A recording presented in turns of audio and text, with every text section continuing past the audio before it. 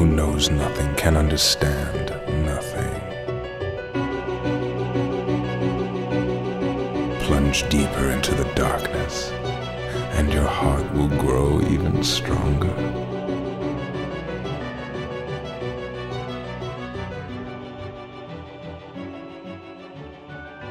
Welcome, everybody, to the Ansem Report podcast. This is episode number 5 of the Ansem Report podcast, and we are going to be getting into some Kingdom Hearts 3 spoilers. With me right now is my brother, Jason. Hello. The Master of Masters, Addison, will be joining us a little bit later. Thank you guys for tuning in. Before we get started, I want to say you can leave us a really dope, awesome review on iTunes if you like the show, like our good friend Rex Overdrive did. Thanks, Rex. He said, podcasting with the power of the Keyblade, best Kingdom Hearts podcast out there. Thank you to Rex. Also, go check out his podcast, Abominations of Technicolor, if you want to hear people talk about bad movies, because that's what they do. So, anyway, hit us up on there. If you want to ever ask us a question or have us talk about anything, hit us up on answemreportpodcast@gmail.com. Send us an email. Send us an email. Or if you want to hit us up on Twitter at Super Spaghetti Bros, you can do that as well. We're actually going to answer our very first email right now. And the email from Anonymous says, WTF, what Ansem even are you? And I think what this person is trying to say is that we are using the face of Ansem Secret Darkness, who theoretically did not write those Ansem reports. Yeah. So here's the story on this. Jason and I knew we wanted to do a podcast because we'd had success analyzing trailers on YouTube and stuff, and we were like, you know what, that's fun. Let's start doing a weekly Kingdom Hearts podcast. There's also a loophole that we have, too. Multiple loopholes. Oh, I'm going to explain the backstory, and then I'm going to tell everybody to shut the fuck up. So we were trying to think of a good name, and I was like, I don't want it to be like generic Kingdom Hearts podcast or, whatever it might be. I don't really even want Kingdom Hearts in the name. I think if it's a name that's like... It has to be something that, if you like Kingdom Hearts, you'll know. You'll know, but it doesn't say Kingdom Hearts necessarily. Right. And then the subtitle is a Kingdom Hearts podcast for people that don't get it, right? Right. So we're driving in the car, and I'm like, I don't know. And Jason just goes, what about the Ansem Report? And I said, holy shit. And in my head, flooded Hollow Bastion, finding those Ansem reports in Kingdom Hearts 1. The purple, black darkness everywhere. Yeah. And I had this aesthetic in my head immediately of what I wanted it to be. Billy Zane Ansem. Billy Zane Ansem. And that's why it was such a good name on his part, because it was like, one, people know what we're talking about. It makes sense. And I have the aesthetic for it. I have and if he thought of a name that immediately got my head turning, like, I know what I can do with this. I really want to do this. Yeah. And so afterwards, when I got, my flush of excitement and did a bunch of art, I said, this really doesn't make sense. Because if you play any Kingdom Hearts after Kingdom Hearts 1, you go, he didn't write those reports. Ansem the Wise did. Spoiler for everybody that hasn't played Kingdom Hearts 2. But I still think it works. I still like it. And maybe after we do enough reports, we will turn into the Ansem the Wise secret Ansem report. You don't know. Who knows? You don't know what will happen. But also, okay, so in What's Kingdom your Hearts, loophole? we have 2 loopholes. Okay, let me have them. Loophole number 1. In Kingdom Hearts 1, you don't know that there's an Ansem the Wise and an Ansem Secret of Darkness and all these Ansems. You just think that it's that Ansem who wrote it. I will tell you, though, unfortunately, we live in this cursed timeline where we do know all that info. Right. Loophole number 2, to cover the loose ends of the other loophole, is in Kingdom Hearts 3, like, basically only... I can't even think. There's only a few of the... is it 13 or 14 Ansem reports in this game? 13. They're called secret reports, not Ansem reports. Oh, they're not? Yeah. I thought they were called Ansem reports. Oh, No, they're called loophole destroyed. Loophole I was going to say, none of the secret reports are really written by Ansem. No, they're not. They're not. Loophole destroyed. Yeah, I'll find another loophole. They're called secret I'll let you reports. know. Nice dude. Hey, I appreciate you fighting for the podcast. But anyway, it's called the Ansem So Report. I hope, Anonymous, we answered your question about why we are Ansem Secret Darkness when in reality we should probably be Ansem the Wise, and maybe one day we'll transform, maybe we'll evolve. Who knows? Right now I'm good with Billy Zane. Yeah, and maybe Richard Epcar when I feel like it. Yeah, when I'm feeling nasty. You know. Secondly, new point of news: Kingdom Hearts has shipped over 5 million copies, Wow. which makes it the fastest-selling Kingdom Hearts game of all time. That's wild. And my question for you, Jason, is: are you surprised? No. I'm not at all. either. I think this game had so much hype coming up on it. It was going to be just ridiculous. And a lot of people bought multiple copies. Some psychos bought like 4 or 5 copies. So certain psychos. Certain psychopaths bought 4 or 5 copies of it. Certain psychopaths that would maybe mix up Ansems. Hey, I didn't mix them up, okay? I just knew that. Okay, I don't know not who to go back, Ansem is. not to go back on this topic, but when you think Ansem Report, do you think anything but Kingdom Hearts 1? No, not really. I don't either. I think the Ansem Reports in 2 were fine, but they weren't cool. I think of the area where, like, in Hollow Bastion and KHIII, where, like, you can fall down, and then there's, like, the lifts to go up, but then there's also, like, the hidden part where you can go to get one of the, like, above. Yeah. Where you, like, climb way up, and then you, like, I break think down the about- wall or whatever. I That's think the about area I think spending about. hours looking for these reports. when- Yeah. and like, that was still in the time. The internet was there, but it wasn't like the instant information. Like, we didn't have it on our phones. We didn't have it. You know what I mean? Like, it Right. wasn't something you could just do like that. So in my head, I spent hours just looking for those and going, well, I wonder if there's more than 12, because I think there were 12, right? Yeah, at the time I there's said, there's got to be a 13th or 14th one. There's, you know, like looking and Yeah. like, but you don't know because you're a kid. You know what I mean? And Right. I mean, I wasn't that young, but I was a teenager. I was a kid. You were a kid. So I remember, you know, doing all that. And that's why when you said Ansem Report, that's the memory that flooded back to me, not the second one or the Secret Reports or the. Right. Are they called the Xehanort Reports in Birth by Sleep? They might still be called Ansem Reports. Who knows? Really? I I don't will know. look it up. You continue. I don't know about that. But anyway, yeah, Kingdom Hearts has been a huge success. Kingdom Hearts 3 has been a huge success. I'm very excited about that because to me, Square Enix has kind of become a company that loves money. And I don't have a problem with that. I think all companies exist to love money. Right. But when a game that I love does really well, that raises the chances of them making more and more and more. And maybe not necessarily for the Nintendo DS next time or the, you know, or the Game Boy Advance or the PSP and splitting them all up over It'll the still be goddamn on place. mobile though. Still be Union Cross. Well, mobile makes money, dude. Mobile's like... I can't imagine being addicted to that game. You know how much money I've spent on Final Fantasy Dissidia Opera Omnia? I'm not Yeah, willing... they're called Xehanort Reports. Okay, that's what I thought. I'm not willing to disclose how much money I've spent on that. One is called Xehanort Letter. Xehanort's Letter. And then it goes Xehanort Ansem Report. Or Xehanort. Xehanort Ansem Report. Xehanort Ansem Zenmus Report. Xehanort Report. It sounds weird. Zaya Report. Xehanort Report. Xehanort Report. Anyway, yeah, anything else you want to talk about Kingdom Hearts while we're sitting here, Mike, man? While we're waiting on the Master of Masters to join us? No, I've just been loving Kingdom Hearts. It's Playing a great it a game. lot. It's so much fun, isn't Right. it?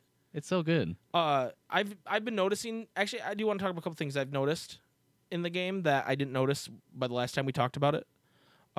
One is because I've been going through and trying to 1,000 out of 1,000 it on Xbox. Okay. And Full achievements. full achievements. So I did all the flan missions, and those are fun except for the Tangled one's stupid because you have to take pictures of flans at certain moments. But if you don't even if you take excellent pictures of all seven flans, if you don't take pictures of the right flans, you won't get a high enough score. And it doesn't really explain that to you, so I did it like 5 times. I really enjoyed the flans otherwise, even the ones that were kind of hard. I like the mini games that you play in like the Virum Rex and the dancing mini game and the what's the one? Oh, I don't like the Flash one in Big Hero 6 yet, but I have to get good at it, I think. Yeah. It'd be good speedrun training. But I really like that you get like cool items for those and you get abilities for a lot of them. Oh. Like you got a what's it? Fusion? The one where you team up with Donald? What's is it fusion? Is it like ice fusion and fire fusion and No, I think it's called like Fusion Flame. You both just okay, well you get other versions with different of their elements. team up. So you get finishers? fusion ice, fusion wind, and you get that from beating the flans. Okay. And then you get a lot of attraction extenders And then I even got one for Goofy called that I haven't seen yet, but it's like, what's his called? Is his called Fusion? His might be called Fusion. But it's called Rocket, Goofy Rocket. Oh. So I don't know if he does the Rocket Smash Dude, thing. I hope so. I haven't seen it in action yet. I like Rocket Smash. I've been spamming Meow Wow. Yeah, I know you do. I beat all the battle gates. The battle gates are fun. None of them are that hard. I didn't beat the 14th one yet. Yeah. The secret boss boy who we didn't talk about. We're not going to talk about him today with the spoilers. We'll talk about him next week maybe. But there's a conspiracy theory going around about who that character's Heartless is. Oh. Based on his scarf he's wearing. Okay. It rhymes with Peffermer. Okay. I just kind of gave it away, didn't I? Maybe. But he's tough. He punishes you for doing things that you do when you're lazy in the game. Right. And I really like that about him. Even though he's not like, oh, it's Sephiroth or he's the boss of the next game or whatever. But he might have some more lore ties than we think based on what people are saying in the internet. So that's cool.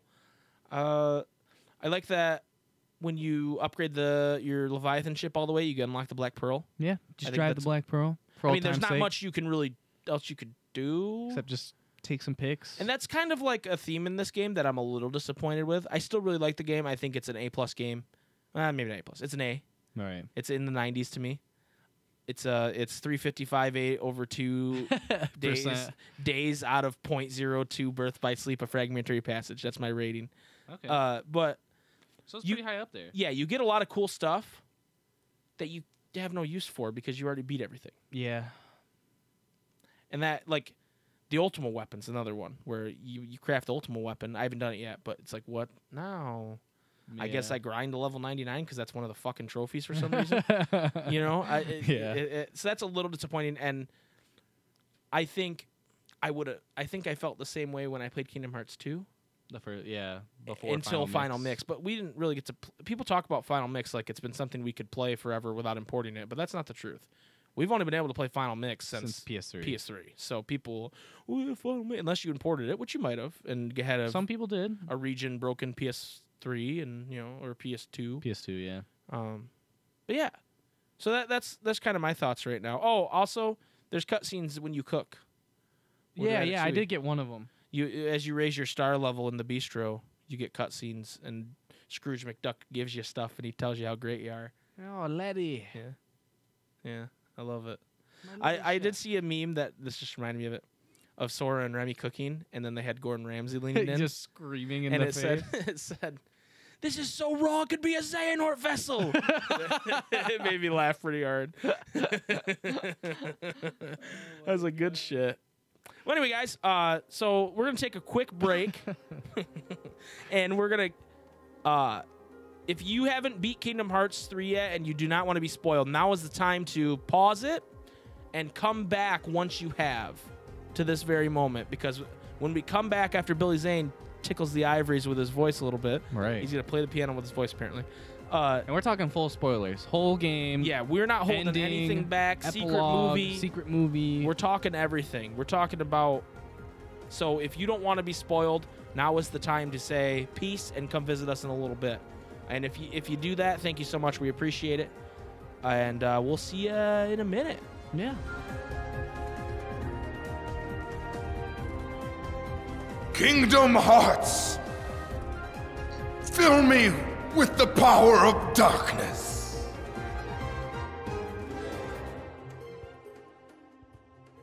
Let's start chronological, and then if we jump around, we jump around. Okay. So chronologically, I think the first biggest spoiler situation is Aqua and saving Aqua, right? That's when the game really starts to pick up the lore. Would you guys agree with that? Yeah. Yeah. So Aqua, Riku fights her and gets his butt kicked, and then Sora comes in and saves the day, and that's a really cool scene. Yeah. Sora finding Ericus's Keyblade on Destiny Island and going in. Yeah, that was like one of the most like hype moments. Well, and they really made Sora seem like a savior. Yes, the savior. The whole point of the game was for him to build his powers up, and Riku seemed absurdly strong when you first control him, Yeah. and then you come back later and Riku seems still the same strong, but Aqua's just that much stronger. But then when Sora comes in, you can just annihilate her. Right. You know, so I was pretty impressed with how they did that scene. But it's what we expected, though, right? There's nothing really about that that's like, this is, wow, the trailers didn't spoil this. It was kind of like we knew Sora was going to save Aqua. Yeah. You know, there wasn't a we saw the hand. We've seen it like it was his destiny to save Aqua. We knew that was going to happen. And we move on to Ventus, which I thought was a really cool situation. You got to control Aqua. Yeah. Which they had teased 2 playable characters, but there were 3 playable characters in this Right. game. Sora, Riku, and Aqua. And that makes sense considering that Point 2 was originally supposed to be the prologue of Kingdom Hearts 3. And then they split it off as kind of a tech demo kind of thing. So controlling Aqua felt good, I felt like. Back to Aqua. Spellweaver, classic. Right. Vanitas, badass dude, love him. And then we get the scene of Sora apparently discovering the power of waking again. Yeah. And waking up Ventus, who just blows through that shield that arena shield like a badass, Right. and saves Yeah. Aqua. But if I recall, it didn't seem like he really did anything in particular. It more felt like Ventus. I guess it's not that fresh in my memory, but did Sora do anything in particular? I can't recall. Well, they showed like the dive into Ventus's heart or whatever you call it, Yeah. with the stained glass windows, and he said to Ventus, "Tell me what to do." And I don't remember how Ventus replied to that, but it was, you know, something that caused Ventus' heart to awaken. Right. And I think something that's interesting about this, and we'll talk about it more later, is Sora is just as clueless about the power of waking as we are. Yeah. I don't know. Even after playing that game multiple times and watching some of the cutscenes, I don't know what the power of waking is. Jason, do you know what the power of waking is? No. Addison, do you know what the power of waking is? I don't know that it's actually a power in any real sense. It like they almost just make it seem like the power of waking is like a yearning of heart. You know what I mean? Like the heart reacting when it needs to most. Right. You know what I mean? Like there's no like it's not a spell or like some great ability. It's almost just like having a will or a heart with will enough to return to body or something like that. Right. I don't know. I mean, It's like wanting it enough. Yeah. And we'll get into it more later, but they talk about how the power of waking is using hearts to find worlds, not worlds to find hearts. And Sora's doing it wrong. Okay, and so they talk about young Xehanort. That was a young Xehanort quote, and I didn't really follow what he was trying to get at there. But then later in the ending, Mickey does say, "You don't use the power of waking to find hearts, Sora." When Sora's saying he's going to go off to find KHIII. So apparently Mickey knows how it works, and young Xehanort knows how it works, but neither of them can explain to us how it works because I still don't get what it means. Yeah. Yeah. Tracking back, we jumped around a little bit there, but tracking back, we have this really funny scene where everybody's gathered in Yen Sid's, I guess, office. Would you call that an office? Yeah, basically. That's where Yen Sid does his paperwork. And they have this funny scene where there's like connections of people like that were missed. Like Ventus remembers Lee, and Lee's happy he remembers them, and they do this thing which it made me laugh so hard when we first went through it, Jace. Where Jimmy goes, "If you guys are confused about what's going on, I gave you all gummy phones." Jimmy might as well have looked at the screen and said, "Look at your gummy phone if you don't know what the hell's going on right now."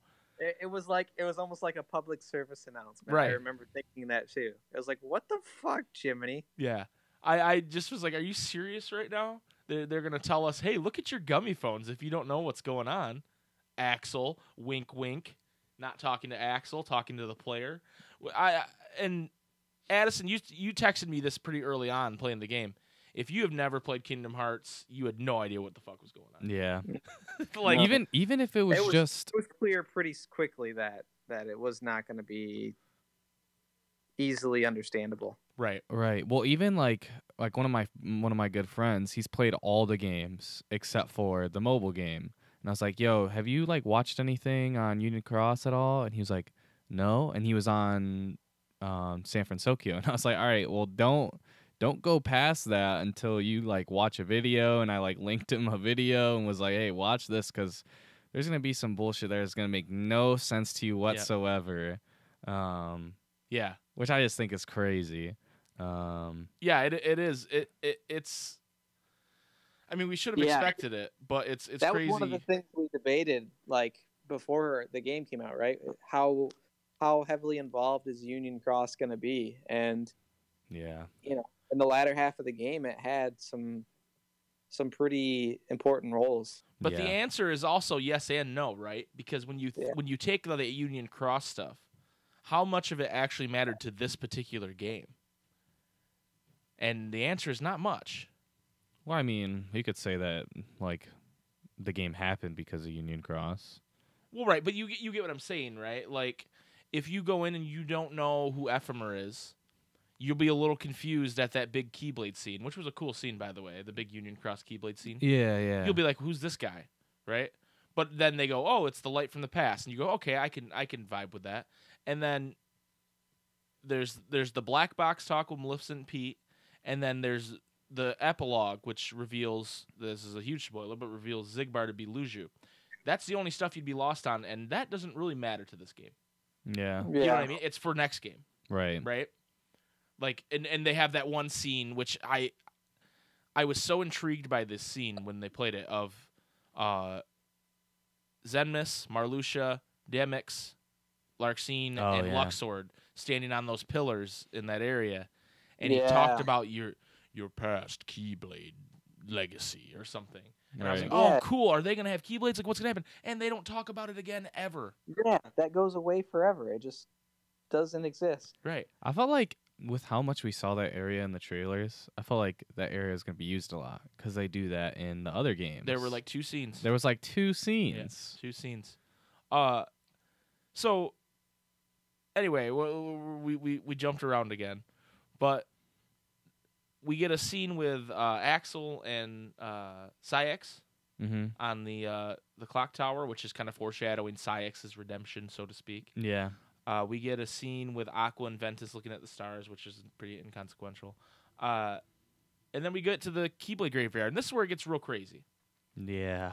So we had that trailer where Sora's crying and yelling, and everybody dies. Donald was the one to use the laser, like Jason said, which blew my mind. I couldn't believe that was what happened. What was that spell called? Mega Flare? No, it was Zeta Flare. Zeta Flare, yeah. Zeta Flare. Zetta Flare. And I don't even know where that comes from. It's probably Omega Uber OP. Well, because when they use spells like that a lot, they're taken from Final Fantasy. Like Mickey tried to use Ultima against Xehanort at one point. Yeah. But Zeta, I don't even know what that is. And why would you pick such a word that's so hard for Donald Duck to say? Zeta Flare. You know? Zeta Flare! It's like, what did he just say? Thank God for subtitles. So some stuff happens. Basically, Terranort bodies everybody. Yeah. Wipes out Ventus right away. Wipes out Axel right away. Gets lasered. So Donald goes down. And then this heartless hurricane or tornado just kind of picks up everybody except Sora and Riku. And then Riku does the thing where he stands in front. And then it says the heartless overtake both of them. And it says, and just as prophesied, the light fell and the darkness prevailed. And you're like, what? Yeah, it was like, okay, I guess it was going to happen, but this is not what I was expecting at all. Right. Like one darkness defeated all of the lights. Well, not even the one darkness. It was just a bunch of heartless. It was a tornado of heartless. So then we're transported to this heaven-like scenario called the Final World, where Sora has to collect pieces of himself. Because he's dead. And everyone is dead. And there's a Cherith there, and they kind of reveal it's Ven's Cherith without saying it. But what's really interesting to me and what I liked the most about this area were these stars that you could talk to. After collecting a piece of Sora, another star would pop up. And there were 2 in particular that were voice acted. But I really enjoyed the other ones that had the different... Yeah. It was very existential stuff. And like all the stars you talk to are just like random. They're not people that you would actually know. No, and they're just saying things like, "Oh, I wish, I would have. I miss having the burden of my children," or you know what I mean, just like weird stuff that you wouldn't think about unless you're dead, I guess. And then there's two in particular. There's one that's clearly Namine, and she says herself as Namine, and she makes a comment about how she's, through the connections or the telephone or whatever the fuck she's talking about, she has a connection with the lingering will. She's gonna dial him up and see what he can do. Right. And it's like, wait, what? Then there's another one, which when Jason and I played the game, and if you watch our Let's Play when it gets to this point, you'll see, we identified as Shion, but it's not Shion. It's Starletsia. Yeah. We were just like, oh, it sounds kind of like Shion, so it must be Shion. But Right. then when I looked back on it, I was like, wait, she said she was killed by somebody. She said someone's going to come after her once his heart is better. Yeah. What's weird is she whispers the person to Sora, and he looks shocked, but he wouldn't know. What's Marluxia's other name? Lorium. Lorium. He wouldn't know who that is. So why does he make like a shocked face? I don't know. Huh. Maybe she just said like Marluxia. I don't she know. goes, oh, he goes by Marluxia. But then Sora doesn't bring that up to him. Yeah. Sora doesn't say anything to him about Well, it. maybe because he knows he's not a somebody yet. Okay, fair enough. So anyway, this scene's interesting. I found out after, too, this isn't lore related, but you have to collect 111 of yourself, right? Mm-hmm. If you collect if you collect 222, you get an HP boost. If you collect 333, you get another HP boost. What? Yeah. So your max HP goes up. That's cool. That's why you can go back there, because you were like, why? Because there was a portal once you come back that goes, oh, go back here. Yeah. Why would you go back here? It's so you can get those HP boosts. But I really enjoyed how this looked. Yeah. I thought it was a cool way to really test your parkour skills. That was yeah. Addison, do you have anything to add about the final world? No, and honestly, I missed. I know the stars you're talking about, and you had kind of given me a tip beforehand, on to look for the two that have voice actors or voiceovers, and I never saw those. Really? No, I never saw those. Interesting. Well, we found the Starletsia one first, and we were like, oh, maybe there's more of these, so we kept reading all of them. Yeah. And then we found Namine. We read like literally every one of them. And if you don't talk to Namine, because it's completely optional, like you said, you didn't find it, then Lingering Will showing up in a few scenes makes no sense. That's true. Because I've seen on Reddit a lot of people go, why did Lingering Will just show up? What happened? Yeah. Well, we'll get to that in a minute. So then we enter what Jason and I think I will agree is the most tedious part of the game, and that is fighting the Lich. Yeah. Oh, The Lich combines a couple of my least favorite things in Kingdom Hearts. Right. One is enemies who you go to hit and they disappear, just like we talked about last week with Davy Jones. Yeah. I almost said Barbosa. With Barbosa. Two is not only that, it punishes you for targeting. Yeah. So Yeah. if you target and he disappears, it will target his little like thing he leaves Clone, there that yeah. explodes. So the game doesn't want you to Z-target him. yeah. It's like- It doesn't want you to target, and it doesn't want you to do long combos, because mid combo he just disappears too. Right.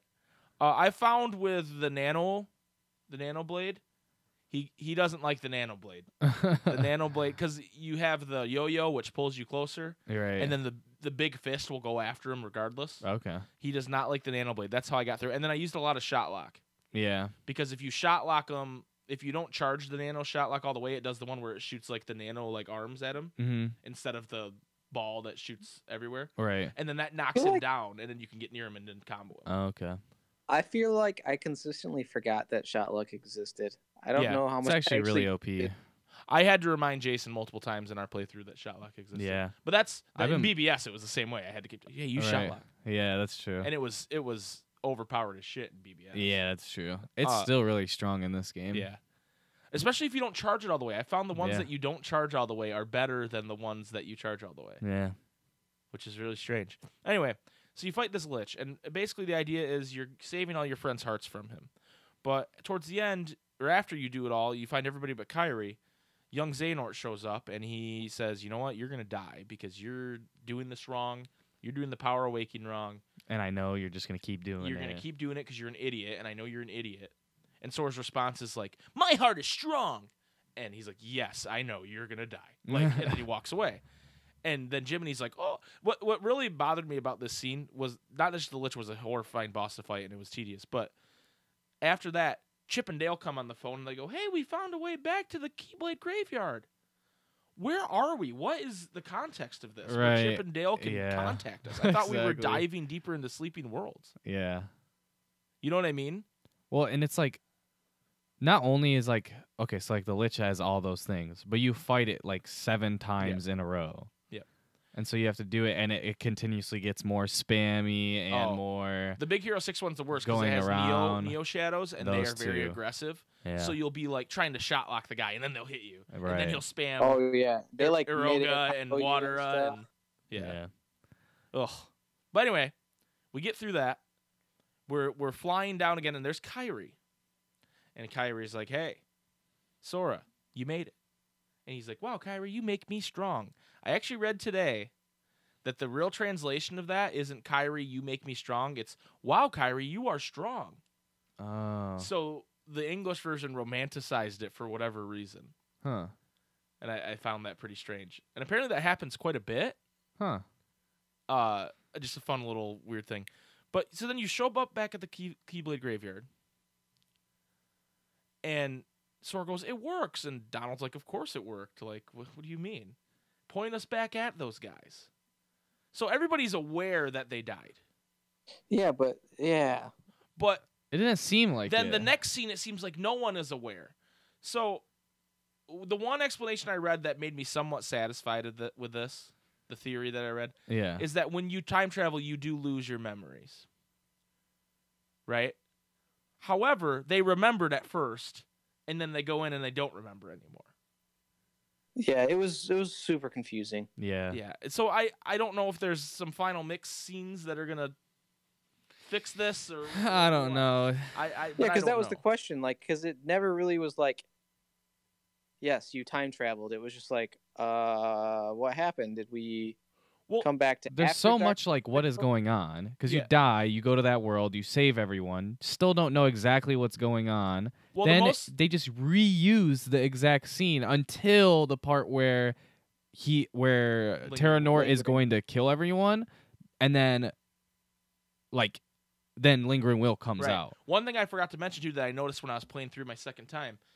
Once you leave the final world, it re-shows the scene of Riku sacrificing himself to save you, Yeah. and then you're diving down.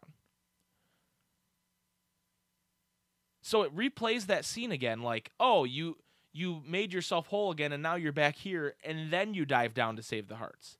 And then everybody time travels back. It makes no sense the way they have it set up. Too. I was just, because I forgot that. When we Right. played, I was like, wait, what's going on? Because we were so confused in the moment. I played again. I go, wait, they play this scene again? I don't get it. Anyway, moving on. Lingering Will shows up and bodies Terra Nor Mm-hmm. and is never seen again. Yeah. Now, again, I have an explanation on this. Okay. Okay. And I actually enjoy this explanation, and I think it's right. And I think they just didn't add a scene because it ruins a scene later if you explain it. Okay. Lingering Will went into Terra's heart in the Guardian. Mm. He must have beat the crap out of Terra Nor, and then Like fused with him. his will went inside there. So that's why when you're in that fight and he uses the Guardian, or not when in the fight, because in the fight he still uses the Guardian, so it's a little shaky. Yeah. But then the Guardian suddenly wants to help, right? Right. And save you because it's Terra's heart and the Lingering Will are combined, and they try to save you from Terra Nor. Right. Yeah, that makes sense. And there were all like before this game came out, like in previous games, there were already theories that the Guardian was Terra. Right.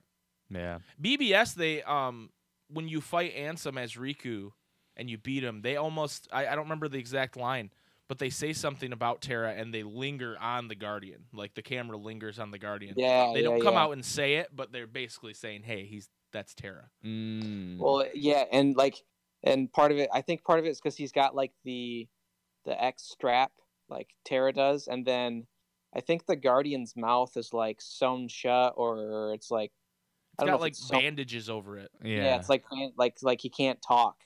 Right. Yeah. Yeah, because when he does talk, it's pretty crusty. He's like, Hmm. like there's Yeah. dust coming out of his mouth and shit. All right. Anyway, backtracking. Lingering Will fights off Terranort. You fight a wave of Heartless. And then there's a big tornado that forms again, just like it did in the previous timeline or whatever. Yeah. And Sora's like, I'm going to take it down myself because I don't want this to happen again. And Ephemer shows up from Union Cross. And he goes, do you need a little help? And all these Keyblades from Union Cross of those Keyblade Masters come in, and you just tap triangle till you can't tap triangle no more. And it shows all their usernames on the side, which I thought was pretty cool. Yeah. Yeah, I don't know if those were like high score, like the high score. That's what it seems like. I read that it was people that won a contest. Oh. Because it's the same names every time. Okay. Yeah. Not in the same order, but it's the same names every time. Okay. So I read that it was people that won a contest like a while ago Oh, okay. to be in Kingdom Hearts 3, and then people forgot about it, and then so when it showed up, everybody's like, "Oh my god, it's the people." That's what I read. I that's on Reddit. I read that, so it could be wrong. So that happens, and it's cool, and they annihilate, like they do this cool anime thing where they annihilate the core, the Yeah. Heartless core, and then the Keyblades themselves do the same kind of thing. Yeah. Everybody's like, "Oh, cool, we did it!" And then walks up replica Riku or past Riku Yeah, or whatever Past Riku Riku. you want to call him, and he starts summoning another Heartless Storm, and there's just as many Heartless there as there were before. Right. Also, Zigbar shows up and says a couple things and leaves for whatever reason. He goes, Mhm. "Go get him, kid." As if. So they're all Well, and it also kind of seems like they knew they were all gonna die and then come back. Oh yeah, that's what it Because is. Zigbar says, Terranort says your hearts will be like ripped from your body before the day's done or whatever. before you even fight the 13 Darknesses, and he says that the first time too. Yeah. But Zigbar this time and Riku, they say something about failing. And Axel says, "We fail with style." And he goes, "At least you admit it." And Right. when I first heard those lines, I didn't equate it to what had happened. But Yeah, you're right. The I second did, time I yeah. was like, oh, they're talking about how they failed the first time. I was okay. like, wait, how do they know they all died? Right. And then it makes more sense too with them knowing because young Xehanort knew and like went and talked to Right, Sora. everybody knows everything. Right. Except for us. Yeah, everybody knows everything except the person playing the game. That's the problem. Right. So Riku goes away, and they're just surrounded by Heartless, and they're trying to think about what to do. And I looked at Jason, and I said, what Deus Ex Machina is going to save us in this one? Right. And I literally kid you not, guys. It makes this giant yellow ball comes down, and it makes like a bomb noise. Yeah. Like that. And I was like, what? And it's fucking Yen Sid. His And he's like, what up? arms are all spread out like he's Jesus Christ. Right, dude. like The savior. That I told you last week, Addison, that I And then he parts I the screamed sea. like a girl at 10:45 at night. It's because Yen Sid showed up, and I was so excited for Yen Sid. Yeah, and he Finally- fucking Moseses it and parts the fucking sea of Heartless. Right. Oh, and he's doing lines of coke, and I love Yen Sid. And he's like, hurry, young masters. Donald and Goofy stay with them. He parts away. Then we're at the crossroads. Xehanort does the thing where he makes the big coliseum. Yeah, he basically like locks everyone in separate areas. And we enter what's probably my favorite part of the game, where we fight the 13 organization members in it's so dope. different configurations. And when you beat one, they get their own little like dying monologue. Mm-hmm. Yeah, Which I I think love. that was cool. And then you like proceed the fight. Well, and then Whoever- whichever one you don't kill then proceeds to be powered up like even stronger. No, you're wrong about that because I How- played it. So they do their desperation moves if Uh-huh. you get them down to low health regardless. Oh, okay. But once you beat one, then the next one does their desperation move. This is the first thing they do. But they don't get more powerful. use their desperation. Right, move, yeah. They Right, use right. their desperation But move. they can use it when everybody's there. Okay. So your strategy of lowering everybody to low health is not good. can backfire. 'Cause it backfired on me with Vanitas and Terra. Oh, okay. Because they both were doing their fucking limits. And I was just like, oh my god. Vanitas is rolling around on keys, and Terra's got us like trapped with the oh, it was The terrible. chains. It was yeah. terrible. So a lot of interesting things happen in these, and some people might go, well, wait, the other people are just standing around while they're talking about it. I don't care. I think it's awesome. I think it's really cool how they did that. Yeah. And like how you can choose, like you can look down the paths to see who you're going to fight with and against. Right. Yeah. Yeah, it's very cool. Well, how they like did the it. people you fight with do like work. Like Oh. when you go and save Axel and Shion and Roxas, like Roxas like messes them up. He's so strong. I made the comment to Spike that I felt like, well, for one, all of those fights were super easy, which is my only gripe. But I felt like specifically with that one that I could have literally just flown around in circles and let Roxas defeat. Yeah. Yeah, you can. People have done that. I've seen online. All you have to do is cast cast a spell as his HP gets down because you have to do the last hit. But Roxas will kill Syx for you. Yeah. Those fights, like as cool as that whole sequence was, those fights were so easy. Yeah, for the most part. Luxord especially, that was Yeah. he barely has a health bar, and the card shakes tremendously. The one you're supposed to, and he's like, "Wow, Sora, you're really good at games." It's like your games suck. Stop dude. shaking violently. So speaking of Luxord, let's talk about that for a minute. He gives Sora a card, A wild card. a wild card. Maybe he'll turn the tables, is what he says. Yeah. We don't hear about this ever again. So this is setting up for a future thing. Is that Maybe, or maybe they just forgot about it. I don't know. Yeah, so that's our first loose end of this game. Right. But in that group, you fight Marluxia, Larxene, and Luxord. Larxene says you have garbage opinions, which I really like. But then she doesn't really say much other than she was along for the ride, and Sora goes, with who? And she says it's my secret. So the idea is I think she has a thing for Marluxia. That's what everybody's thinking she means by that. And it plays well with that other scene earlier in the game where she's like, "Do you want to stage a coup?" She says "coup" for the record instead of "coup." She says "coup." Yeah. And it's like, okay, come on, Larxene. But Crusty. then Marluxia, interestingly, says he's remembered his true identity, he has found his purpose, and it's all thanks to you, Sora. Mm-hmm. And so he's remembering who he is, and that he's searching for Starletzia. Right. So I thought that was interesting, and that ties into all the other stuff that was going on. Zigbar and Riku replica is the other first configuration. Well, with Ansem and Xemnas are in two of the groups, but they Then don't they leave. die. Yeah, Yeah, they they leave. leave if you get them to low HP. And that's a good way of making it so, well, why did Mickey and Riku come to the next people meet? Oh, they're going after Ansem and Xemnas, right? Right.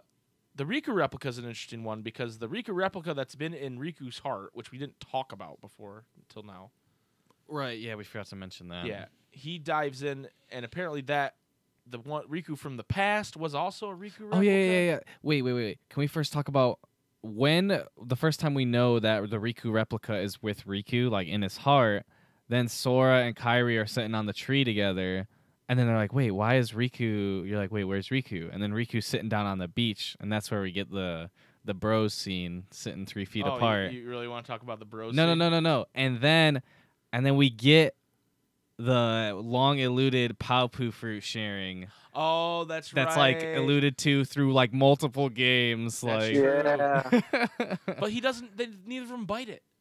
I think it's like Implied. implied that they did. I want to. Is Papu fruit's real, right? I don't think so. I think it is. I think you I could have get a no Papu idea. fruit. Hmm. Because Nomura, most of the time, he sea salt ice cream. He had sea salt ice cream at Tokyo Disney and was like, "This is fucking delicious. I'm gonna put it in my video game." Like, he must have had a Papu fruit or something. Maybe. He's that kind of guy. Anyway, back to where we were. So, Riku replica dives out of Riku into past Riku replica and takes his heart out, and says, "This replica is for Namine. Basically. I want you to bring this to Namine." And because he has a thing for saving Naminé. Right, Like because that replica. like in his memories, it's that he, like his fake memories are that he was trying to save Naminé. Right. And he never let go of that shit. He was Right. like, no, it's all about Naminé. Zigbar's a little more interesting to me Right. because you beat him and he says, it'd be different if I had a Keyblade. And Sora and Riku try trashing him, and Sora's like, you're not even worthy of one. And he's like, as if. The best usage of as if that's ever happened. And then what does Riku say to him? Riku says something like, It would be "It'd wasted on you." And that's when he says as if. Yeah. He says, no, I am worthy. The old coot was going to bequeath his. He says bequeath so weird. He's going to bequeath it to me. And then he like kind of warps to the top of the thing and falls off. Yeah, kind of seems like he commits suicide. And then his weapons fade away. But to me, that means he didn't really kill himself. He was just fucking with him. Yeah. Because he shows up later in a very big scene. Right. Uh, Well, also, it's like they freaking tell you that he knows like about like keyblades and like all this stuff. Because at the very beginning, it's like, may your heart be your guiding, and then it like it makes this cuts. really big, dramatic, scary noise. Yeah. And yeah, they basically are telling you that he's Luju, which Right. we find out later. So I want to know if he was Luju and BBS. Yes. Yes, because there's some secret reports that you can read that are from his perspective, and he talks about having to play his role because basically, in order for him to get No Name back, he has to be the apprentice of the person who has No Name. Gotcha. So he's trying to worm his way into being his apprentice. Yeah. I'm assuming the next bit of content we get is going to explain his story more. Maybe. Is my guess. Is what it's going to, because he goes, we're jumping all the way to the epilogue right now, but he says, are you ready for a long story? You know, that kind of thing. Yeah. And he almost like smiles at the camera like, yeah, you fuckers thought you were done. Yeah. This ain't over. So anyway, that's the first set. I think it's funny that like on our channel and stuff we just have had the meme where like anytime like we've shown Zigbar, like we've had Zigbar from playing the past games knowing that he's like Norded or whatever, like I'm Xehanort, just Right. like oh like when we're playing 358 or whatever, and like Zigbar's like being like a dad figure for Roxas, and we're like, oh, by the way, I'm Xehanort. Right. Like, But really he was Luju the but whole really time. he's Luju. He was actually we upped his importance, but actually he was that important the whole time. right. Yeah, it's pretty interesting to see that. And I like the choice. I think it fits. Yeah. Also, he's like my favorite organization member. Right, I know he is. You love Zigbar. You So- wish you could be Zigbar. I am Zigbar. Anyway, what we're going to do now is we're going to take a break. And when we come back, we're going to discuss the rest of the game, basically. We're just going to go through the rest of these fights, the interesting stuff that happens, including Roxas returning, which might be my favorite scene in the game. I cry every time. I cry. Retweet if you cry every time. So we're going to leave you with some Billy Zane magic, and we'll be right back.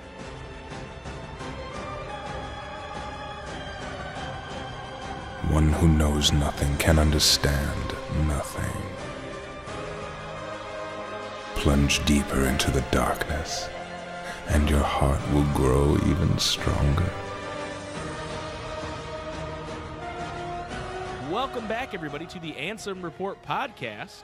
Thank you for sticking with us. We are just going to go right back into some more spoiler talk here. We're going to talk about the continuation of the Keyblade Graveyard area that becomes the kind of Keyblade maze, I guess you would call it. Was it what's that other word for maze? They I always think they use? call it Labyrinth. labyrinth. Labyrinth. Thank you. I couldn't think of the word. So we come up to our boys, depending on what order you do it in, obviously. But we come up to Axel and KHIII fighting a hooded figure and Syax. The hooded figure has a kingdom key. And the hooded figure has a kingdom key. And, Ooh, who could that be? oh my god, I don't know. He's also small. They're also very small. S-M-O-L, small. Small. So Sora comes in, you fight for literally 30 seconds. And then a cutscene plays, and it's a cutscene we referenced numerous times in the trailers with Axel being blasted by Xemnas' little laser beams. Yeah. I do like before that, Xemnas shows up and Axel kind of roasts him. Yeah. Xemnas says something about him being a traitor, and He used to trust him to deal with traitors. and how what's the last thing you want to say to your superior? And he goes, "How about you were never my superior?" yeah. And then he says something about him being a pawn and no one will care when he dies. He gets a little meta and he says, "Are you kidding me? Ton of people out there are rooting for me. Yeah. Got it memorized." And it's like that's like not the first time in this game they throw this like little meta joke in there. Yeah. They do it in Twilight Town with Sora when he says, "Man, it feels like we haven't been here in a really long time," that kind of stuff. So they threw quite a few meta jokes like that in there, but that one was probably my favorite because it's true. Axel does have a lot of people. Axel's a favorite boy for sure. Yeah, he's best boy according to a lot of people. So then he gets his ass beat by Xemnas, and Xemnas is going for the final blow, and this hooded figure stops him, Just straight up grabs his beam, and is just like, "Don't do that," and tries to pretend she's on his side still, but he's not dumb. He's like, "You're trading sides again." She attempts. I think she's torn. I don't think she knows what side she wants to be on because then she points a Keyblade back at Axel, and then Sora steps in. And this is, in my opinion, Haley Joel's best voice acting in the whole series It's really good. because the way he conveys this emotion to this character is just I find it amazing. And he's just like, "You don't have to do this." And then she starts whapping on him with the Keyblade, and he's like. "Shion, it's okay. It's okay." And she starts bawling, and then I start bawling. And it's like, oh. I've heard a lot of people ask, how is it Shion? Shion's heart is in Sora. Yeah. Does anybody want to take a crack at this before I do? I did have an explanation, but I took a little bit of a break from KH. By that meaning, I only play it a little bit per day. But essentially, it's like, so she goes into one of those like replicas that they show a little bit late. Or wait, we already see it with the Riku replica, the like kind of like mannequin looking body or whatever. There's a scene we didn't touch on that I'm going to touch on in a minute that's related to this, but continue. Yeah, and so I don't know why I wanted to call him Sven, but Evan. The reindeer? Evan. It's the same. It's the same letters, I guess. It's Evan, not. It is. He makes Shion again, right? But she doesn't have her heart in there. She's a copy. She's a copy. She's a replica. Yeah. And then when she comes in contact with Sora, it's like that part of him wakes up and kind of just like... Well, not just when she comes in contact with Sora, but when between him and Axel doesn't know who she is, but he's just like, "Who are you?" And the emotion between that, him holding that Keyblade up and go, "It's okay, it's okay." We're supposed to believe that heart transfers right there. Yeah. And that's why you can take the hood off and see what she looks like. And she looks like her, not Sora. Yeah. So that's the explanation I got. Again, would have been nice if they would have done what they did with Ventus, where it kind of dives into his heart a second. Yeah. And just goes, "Hey." I think it would have made more sense. I guess you could infer that happened. Right. Right. It doesn't even have to be a long scene. It just has to be like, right. You know. I think it would break up the emotional tension. You're probably right. That's probably, or he just forgot how his own story works. That's possible too. Wouldn't be the first time. Wouldn't be the first time. But I'm okay with that explanation. I don't think that's absolutely terrible. So then she gets bodied by Xemnas because Xemnas just starts booting people. He literally kicks her, and she goes into Sora, and Sora's like knocked out. I don't remember that.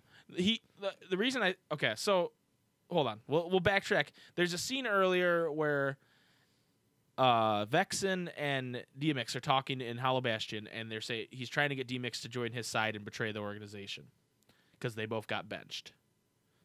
And apparently there's somebody else at work here, which we never find out who that is. Right. And so then DMX delivers a replica that Vexen made, Mm-hmm. and Ansem the Wise. Right. We didn't talk about that. So that replica comes into play in the next scene.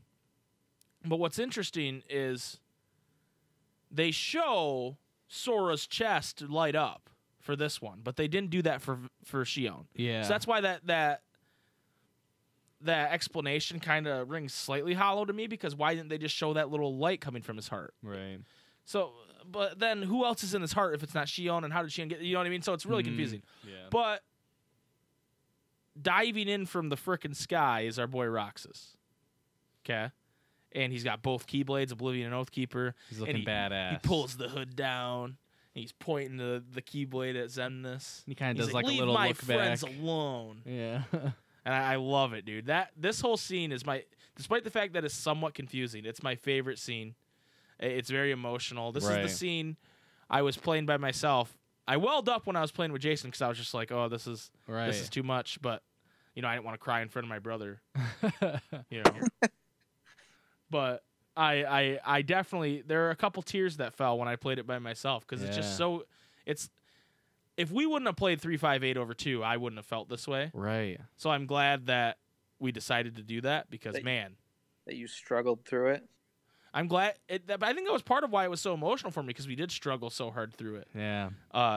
There's a lot of good storytelling, even though it's done on the DS. That's the thing. I think a lot of these games can be forgiven gameplay-wise if the story's good. And I think that's why people love 358 so much, is because the story is very well written and very good in that game. Right. Because it's telling a smaller story. You don't have to worry about time travel or anything like crazy. Yeah. And it's a story we partially already know. The gameplay sucks, though. Yeah, it wasn't. Yeah. There was certain times where I was like, "Oh my god, this is the worst." Yeah. And there's other times where I was like, "This is cool." Like, but it's good for the story, and I don't think, even though they have like the all the cutscenes on the collection, I don't think that does it justice. Because we watched that before, and I was like, but then actually playing the game for some reason made it more real to me and more something I cared and was invested in. Right. Yeah. But that scene's awesome. Roxas, he tells Xemnas that people have betrayed him. And that's actually really important to Xemnas' dying scene later. Yeah. Because he tells him, it seems you're not as good at winning over hearts as you thought you were. Or something along those lines. And then when you get back into the game, Roxas is jacked. Yeah. And he will beat Saïx by himself if you let him. Yeah, he's freaking juiced up. He's and doing not hella damage. Not even, I think we talked about this already, but not even like, oh, if you wait long enough, they'll beat, no, Zigbar. it's like Riku will beat Zigbar. No, he like destroys Saïx. Yeah, it's like you have Data Roxas from KH2. Yeah. Yeah, it's fighting like, alongside you. The thing I remember about it the most is Saïx does that move, which it like sends a reverberation around him. Like he dives and like does the slam, and it like sends the shockwave out around him, and he does it over and over and again. And like you as Sora, it's hard to break through that, but as soon as Roxas is on your side, he just like bodies Saïx and will break through his little move every single time and pop him up in the air so that you can go and do combos on him if you want. Right. Yeah, Roxas is the man. That's one of my big disappointments with this game, is that Roxas isn't more involved past this. Yeah. I was actually going to say that too. Because I think if I understand that Riku and Mickey and Sora are the big three of the light, right? Yeah. But Roxas ain't far behind. Right. I think Roxas is more powerful than Aqua, Ventus. Maybe not Terra. Terra's pretty... I think Terra's OP. Terra's pretty OP, and we're going to talk about that next. But certainly more than Shion or Axel. Right, definitely. And I think more than Ventus and Aqua. Yeah. And then the Goof and the Duck, they don't... maybe not Yen Sid. I don't know. Yen Sid sounded like an atom bomb when he landed. I'm a little scared of that guy. He does, dude. I watched it like 3 times. Like, am I hearing that right? It's like... Pew! And it's like, holy shit. So, moving on, there's the other pairing where we have Vanitas and Terranort versus Aqua and Ventus. I like Vanitas a lot, and I think Vanitas' death scene is my favorite death scene. It's pretty cool. You- A lot of the death scenes kind of like humanize them, because a lot of them are like being used or whatever. Oh, we didn't Yeah. really talk about Sayex's death scene. And I almost Yeah. thought they did do that for sure, and I almost thought at times I felt like it was too much. Yeah. Like they were overdoing it with like trying to redeem, like show the redeeming qualities behind the characters, and it was just kind of like it was like a complete 180. You know what I mean? Just because they lost that fight, suddenly they're like, oh, why? You know, what were we doing here? Or type of thing. Right. Yeah, to me, the one that was that I didn't like, it was the Ansem SOD. See, I preferred that one to Zenithus. We'll talk about that in a minute. though. But Sayax, real quick, he's actually kind of still bitter towards Axel, and you can tell, but they kind of make up in the end. Yeah. And then when he becomes a somebody, you see later on that they're friends again. But it's kind of weird how they shoehorned this whole story about there being a girl in Hollow Bastion with them, or Radiant Garden with them. And Yeah. that's why Sayax was doing what he was doing. And I thought that was gonna go somewhere, and it never did. And There's some stuff in the reports. Yeah, in the secret reports, there's more about it, but it doesn't really go anywhere. I think they're just setting up for whatever the next game is. Same with Luxord having the card, giving the card to Sora, or even like Marluxia is probably setting up for Union Cross stuff, but they're setting up for whatever the next game is, I think. A lot of people think that girl that they discuss is Scold from Union Cross, Yeah. and that would make a lot of sense. Some people think it's Ava, one of the foretellers. It doesn't make as much sense. Doesn't for make as Ava, much 'cause sense. They say that the girl's like really young. Yeah, they say she's like 15. Yeah. So we'll see what happens with Well, that. But then, Ava was the youngest of the foretellers, and the way this game works, it seems like nobody ever ages except for Axel and Sayax. that's true.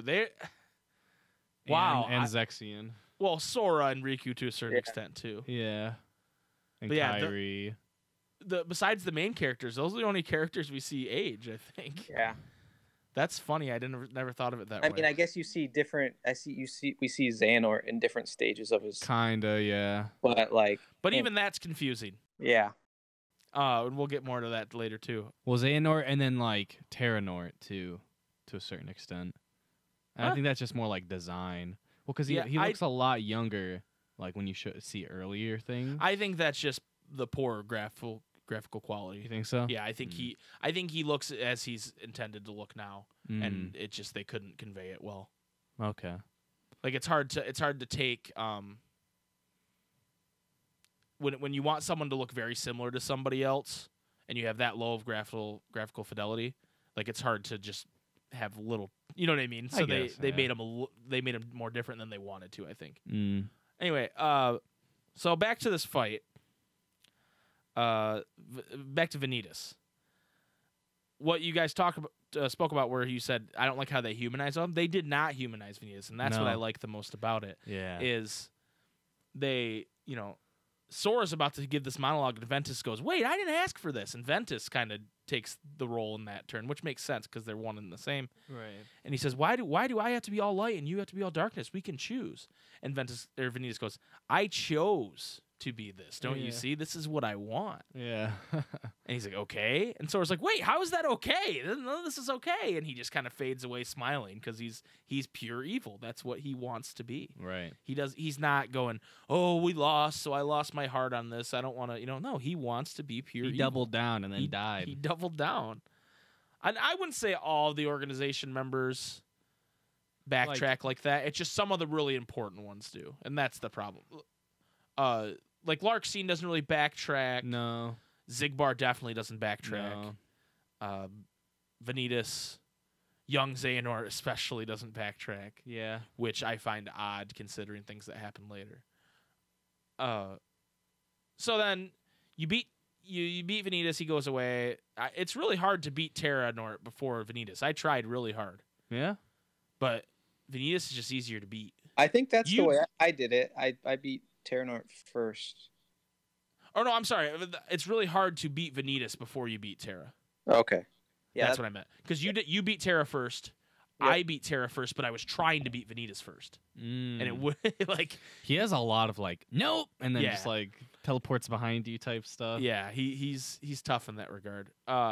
So they go Aqua and Ventus go to Terra Nort, and they're like, Terra, wake up, and then he goes no, and all these chains pop out, and it's just like we saw in the trailer. They are his chains, and he ties up Ventus and Aqua and Sora. And he starts just violently, he's like conducting, and he starts violently shaking them in the chains. To where they're like unconscious, Yeah, basically. And Sora's like, Terra, stop! Yeah. Stop! And it's pretty brutal. Honestly. I was like, oh my god, is he going to kill them now? And then we get the reveal, which we talked about in the last segment, of Terra's heart is the Guardian. Right. And he grabs Terra Nort by the face. And he's like, no, he's struggling. And he's struggling to get his bandages off his face, and then he repeats the last line that he repeated at the end of Birth by Sleep, which it's escaping me right now. I will set this right. One day I will set this right. And he says it a couple times, and then he yells it, and then he that breaks the chains. Sora shoots him with the Keyblade, and then he's able to go back into his body and remove Xehanort from it. So I was like, pretty cool redemption story for Terra. For sure. While Terra was a huge dumbass in Birth by Sleep, I don't think he deserved to be that Guardian for that long. I mean, we've been fighting this guy retroactively since Kingdom Hearts 1. Right. You know. Now, I know Mira had no fucking idea that's what was happening, but maybe he did. I don't know. Who knows? But I thought that was really cool, and then we get to see the emotional scene of them all being together again. You know, that was really Ventus and emotional Aqua too. and Terra. Yeah, those, I'm glad they saved those two meetings for the second ones, because those were the more important ones. For sure. Like Riku versus Riku replica is fine, you know. Yeah. Mickey didn't really have any say with those other organization members, so it didn't matter. But those were the good pairings, and I really like this segment overall. I think it was one of the strongest parts of the game. The only complaint I have is like what Addison said earlier. They were all pretty easy battles. Yeah. I don't think I struggled with a single fight in that whole labyrinth area. I think Sayax would have been a problem if not for Roxas. Yeah. Because Sayax just has so much invulnerability. And he goes loco mode every 10 seconds. But Roxas just levels him, so it doesn't even matter. But other than that, I agree. It was very, very easy. I do think the next fight you do is a little tougher with the three main bads, the three big boys. Young Xehanort, Xemnas, and Ansem SOD. Mostly because Ansem SOD is a bitch. He is. He sucks. Yeah, He's I think I went for him. Actually, you know what? I think I took him out last. I think I went young. Young Xehanort's the easiest to take out. Yeah, I took young, then Xemnas, then Ansem. Is what I did. That's how we did it too. Well, because at that point we had thought that they like get more powerful when you beat the other ones. Yeah. And so Jason's like, okay, who's gonna be more of a bitch? And then we saw young Xehanort using time magic, and he was like, okay, we're taking down young Xehanort because he's freezing us and shit. Yeah. So young Xehanort, and it's a really cool fight. Every once in a while, Xehanort sends down giant waves of Keyblades at you. And what I really like actually, yeah, Master Xehanort. Sorry. To clarify.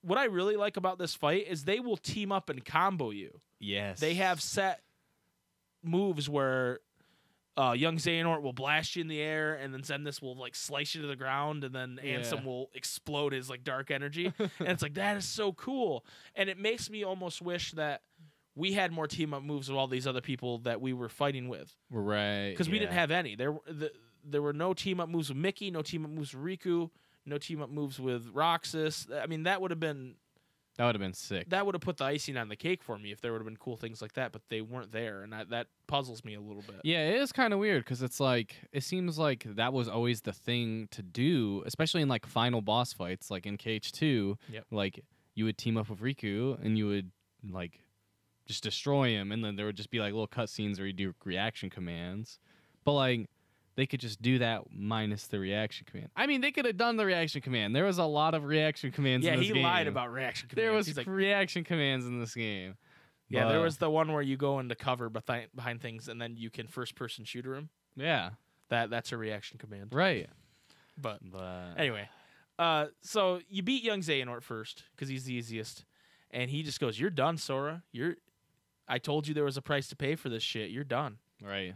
He's like, I'm gonna go back to my time and live out my life, but you're done. There's no saving. And he you. says, "Your time in this world," and then he fades away. So he doesn't complete a sentence. Right. And Sora's just kind of like, whatever.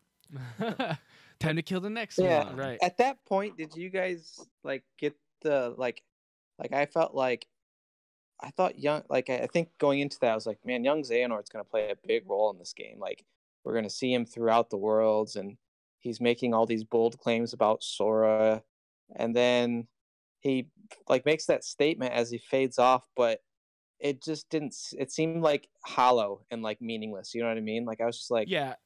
I thought at the time that he was just being a bad guy and trying to play mind games with them or whatever. yeah, But we find out he's not exactly wrong. We go to Xemnas next, and if you beat Xemnas, he gives this speech about how he's lonely. Yeah, he's like Yeah. the first time his like heart starts to wake up or something like that, which really makes no sense. Here's the thing. I do actually like this. I just think I like the writing. I just think it's out of character for him, and I know that doesn't make much sense. But the writing of the line where he says something about how it's pain, and Sora says, "Well, that's what being human is," and he goes, "It must take much strength," and then he fades away. Yeah. I do like that. I just think it was out of character for what they've built up to so far. Yeah. Because he seemed very relentless and unremorseful about everything he's ever done. Right. Well, and he's also extremely badass. Right. Well, and it's not like they showed scenes of him playing volleyball with DMX, and then he's mad DMX betrayed him or whatever. You know what I mean? Like he's never, even in 358 where they gave the most character to the organization members that they've given.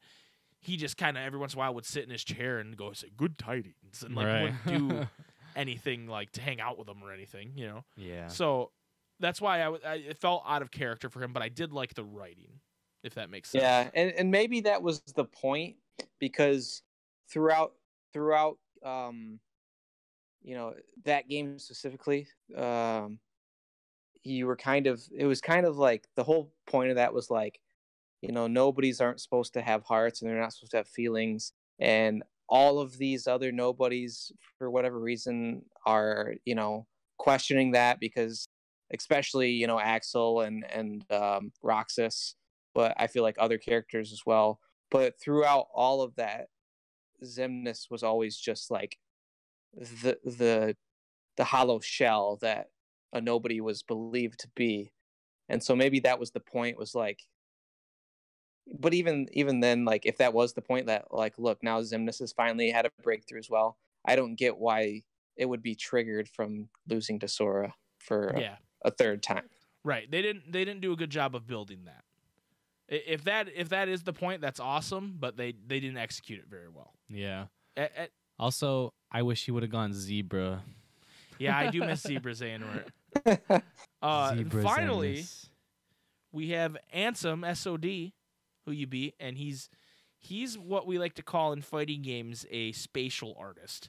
He just keeps you away from him with all his damn moves, and you have to dodge and reflect and jump over him. But once you beat him, Riku kind of steps up and goes, "I think I'm gonna miss you." Right. He was like his dad, Riku's dad. And he goes, I don't remember what he says, but he basically says at one point I wanted to switch sides. I don't like that. He says, I don't like that. Well, no, he doesn't say he wanted to switch sides, but he said, I knew I was going to lose the whole time because you're stronger than darkness. I wanted to defy my fate, meaning even though I knew I was going to lose, I thought I could, in my heart of hearts, I knew I was going to lose, but I thought I could still beat you. But then when everybody turned on us, I figured what was the point. So he didn't say he wanted to switch sides. He just said that's what it made it seem like to me. No. That those were his exact. What I said were his exact words. Right. He wanted to defy his fate, but when he realized everybody else turned on him, he didn't see the point. And then he says, "Go, boy. There's more to discover," or whatever. Yeah. And then he fades away. So, this ends what I find to be the coolest part of the game, is from that labyrinth, fighting all those organization members, and then fighting those three at once with their team up moves and just everything that goes into that is very cool. And we get a pretty crazy cutscene where Master Xehanort, needs one more key. Did you guys understand this whole key thing, where that came from? Because suddenly, when they clashed, he got more no-names, and he needed 14 of them. I think the no-names, like, signified, like, the pieces clashing of the pieces of light and dark. To form the blade, right? The Keyblade. Yeah. Okay. That's a weird way of doing it. They didn't really explain it. Right. But I see it. It's also weird that it's like... what I didn't get out of it was... Is that like significant to No Name, or was it just No Name because that was Master Xehanort's Keyblade?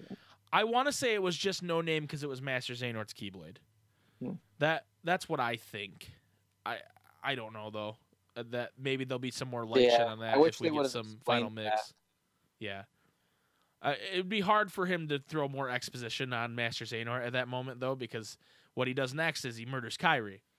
Yeah. Brutally murders KHIII, slashing her in the back with No Name. And she turns into, like, glass. And Sora's already started moving, and there's some unintentional comedy here. And let me tell you why. Because Sora's running up the mountain, and when he slashes KHIII, it cuts to Sora, and he's like, KHIII! But he's running, and his arms are out. He's like, KHIII! And the animation looks so funny being zoomed in on him like that. Oh, you guys will have to watch it again if you don't know what I'm talking about. Yeah, I guess I missed it. I'll have to go back. He's standing straight up, running sideways, right? He's like, KHIII! And it moves like that, and it's like they didn't know how to animate where his head would be in that moment. It's funny. You guys have to go watch it because watching it a second, I didn't catch it the first time, but watching it a second time made me laugh because I think the first time we were so shocked that he ended KHIII like that. Right. He gets blasted down. Riku jumps up. He gets blasted down, and then Mickey jumps up and he tries to cast Ultima. Yeah. He's like Ultima, and Master Xehanort's like stop, ga, and he stops him. And it's like I want to see what Ultima looks like in Kingdom Hearts. Come on, Master Xehanort. That's the biggest crime he's he about committed. to Ultima him. Right. Let him get Ultima'd. And how did Mickey knows Ultima and he just busted it out now? Where's it been, dude? Why didn't he bust it out before? Okay, it was weird. At first I thought, okay, so like earlier when like right before Yen Sid comes down and saves everyone. Yeah, he was gonna cast some time magic or right. something. Yeah, so when the stops happened, I thought Mickey cast it, but then I was like, wait, Mickey's frozen. Wait. Yeah, he cast Ultima. I feel like they were foreshadowing him to use But Ultima's not time magic. Right, I know. That's why I'm like so confused. Ultima's in Final Fantasy lore, Ultima is the embodiment of all magic. Right. So I guess it is time magic, but it's also fire, it's ice, it's water, it's it's gravity. Gravity, it's everything. So they're frozen in air.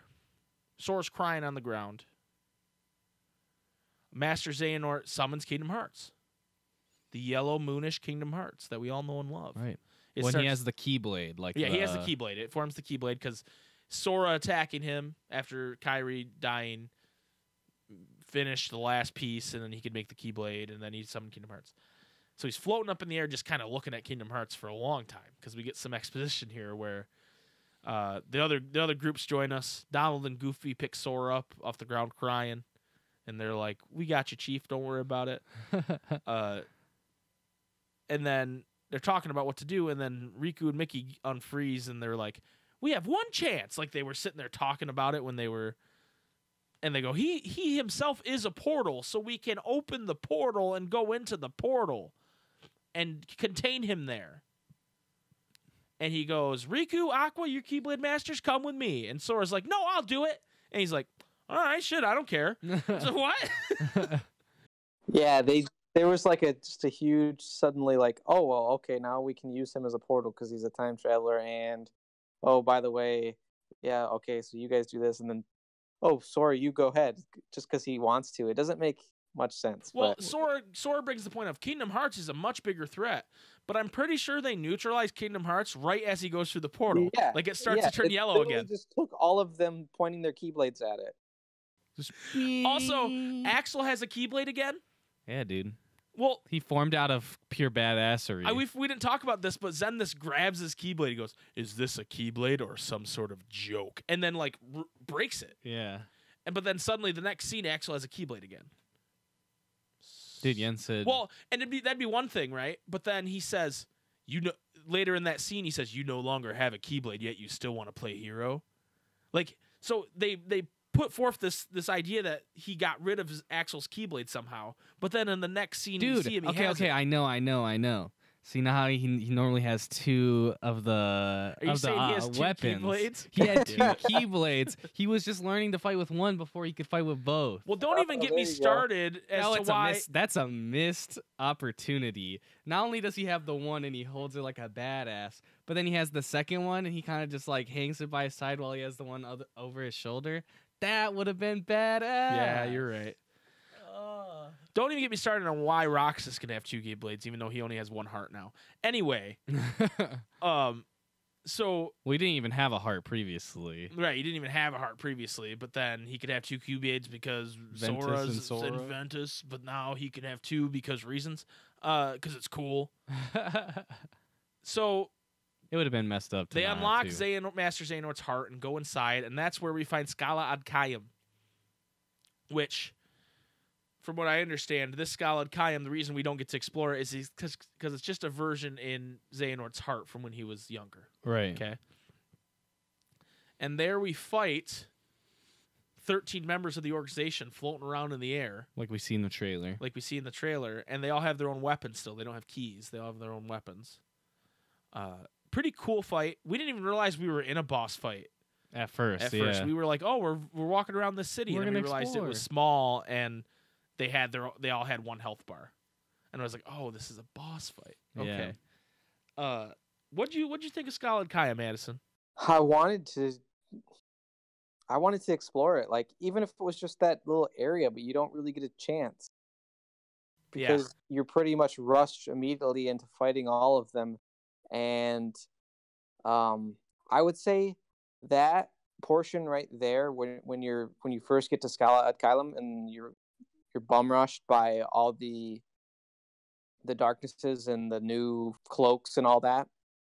That was like the only battle throughout the game that I really struggled with because I was playing on proud mode and nothing ever challenged me even on proud mode, but for some reason I mean, I was only level 39 when I reached that point.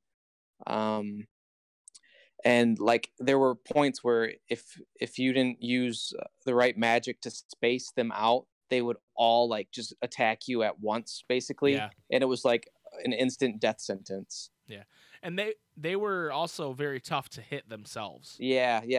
They floated kind of in and out a lot, and they disappear and then reappear. But yeah, I wanted to fly around and like kind of just explore the area, but I was so busy trying not to get gangbanged by the organization that I didn't really get a chance. I will tell you, it's not that cool.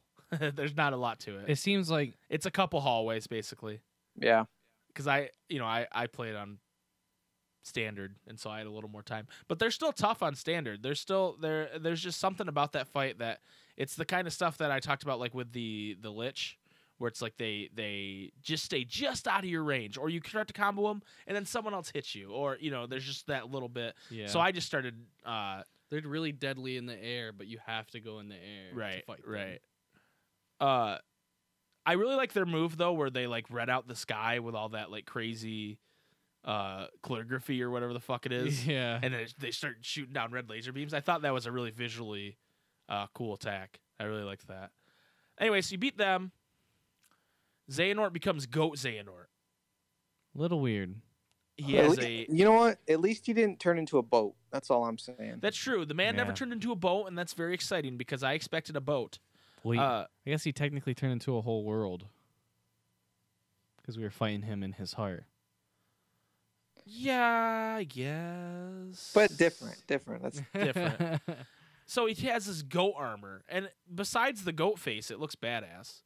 The goat face is weird. I don't know if it's because people think he looks like a goat because of his goatee, or Yeah, I don't know. what. It Why Seemed, it seemed really random. the like, goat was very weird. The goat motif never really popped up prior to that. Yeah, it's a cool boss fight. There's 3 Yeah. different stages to it. The first one, he kind of is like doing some Inception shit, and he's like turning the world around, which is cool. Right. The second one's underwater, and the underwater fighting is fine because your combos under power are really good. or underwater are really good Yeah, for combos. and you can like underwater. You have like this almost ranged attack where you send the water swirling from a long distance at the person to start the combo. Yeah. So it's Yeah, and easy you to shoot these knock little someone orbs off. too. Yeah. Although if the water fight was frustrating too, that would have been bad. So I'm glad that you're so powerful underwater. And what's interesting about the underwater, which I didn't notice when you and I were playing, but when I played the second time and I'd heard about it, the towers from Daybreak Town are under there. They're underwater. You can literally go in between the arches. Wow. Like I was like, oh, I want to get closer and take a look at this, and you can literally go into them. So we're thinking that Scala KHIII is where Daybreak Town was, I guess. Well, I noticed that the very top of each floating island in Scala KHIII, every single one looks a little bit different. But for some reason, the one that Xehanort and Ericus are playing chess in, and I don't know if that's like their specific like school or whatever it is. That tower looks like kind of like the Daybreak Town tower a little bit. Well, it looks like Land of Departure as well too. It's very similar. They're all very similar designs. Yeah, there was a lot of theories that like Land of Departure would somehow turn into it. Yeah, I thought it was Land of Departure for sure. Right. Just looking at it, but you're right. It does have a Daybreak Town look to it as well. So then the final part, you fight him. It's just like not the final part, but the final goat part. You fight him, and he has this big pillar of fire, and you're fighting in the air, which is cool. I think air fighting's much like not air fighting because not jump fighting is good in this game, but air fighting where you have to stay in the air, float in the air to fight an enemy. I think that's much improved in this game. Like the tornado fight at the Olympus Coliseum was much better than it would have been in previous games. But that fight in particular is a little frustrating because he's very spammy in that fight. You beat him, you climb to the top of that place, and there he is, regular old Xehanort with the Keyblade. And you do what's a pretty satisfying fight, I think. Yeah, I think that fight's really fun. I thought that last fight is probably the best of them. Yeah. I just have one complaint is that they force you into anti-form. It's called Rage Mode. Rage form. Rage Mode. That's what I call it. That's the one thing I don't like. Because it's like, strips all your abilities in the last fight. And your only decisions are jump, mash X, and then dodge. Yeah. But I played it the other night, and it's not as bad as you. Well, like I realized all you have to do is just go after him immediately Right. when we were playing. Right, you're in But rage mode. I still Use your don't rage. like it. Yeah, I get it. It's a short part of the battle. I would like it more because it was just kind of like he does a move where like it seems like Kingdom Hearts. Oh, we forgot to mention when you go up there, Xehanort's like, you thought you guys could contain me in here, and then he summons Kingdom Hearts inside of him. Well, he says one sky, one destiny. Right, like that. There's just one sky, so he can summon it anywhere. So then he summons it in there, and then it doesn't. Nothing really happens from it. No. Like they seal it from the other one. Well, I'm it starts guessing. to turn red. That does happen. So anyway, you beat him with the power of your friendship from Goofy and Donald because you're about to get blasted by his thing, and then Goofy and Donald you use a move. It's called Trinity, and you hit triangle, and they help you push it back, and you out like Dragon Ball Z. Yeah, you out Dragon Ball Z laser versus laser. Right, and you just annihilate him with the power of your friends. And then he's sitting there. They're like, "What's gonna happen?" And he goes, "Everything will start over. Now the darkness and humans made this world terrible, and now we will start over with a world of light." And it's like, wait, was this your MO the whole time? Yeah. I don't know if this was your MO the whole time, buddy. Like, you just accomplished your goal. What's going on here? They're trying to make him sympathetic suddenly, right? Like they did with Yeah. everybody else, and it's like, no, he's not Thanos. He doesn't get to say he did it for the greater good now, suddenly. He murdered KHIII. He ruined all these people's lives in different ways. years. For years. He doesn't just get to say that. And so the other people show up. And this is I believe they used the power of waking to get there. I think that's what's implied, right? I guess. Because they traversed their heart to find a world, not a world to find a heart. Does that make sense? I mean, sure. Anything. That's what Riku says. He says we just followed our hearts and we found you on the other side. Oh yeah, he does say that. You're right. Yep. So Riku knows how to use the power of waking. Sora does not.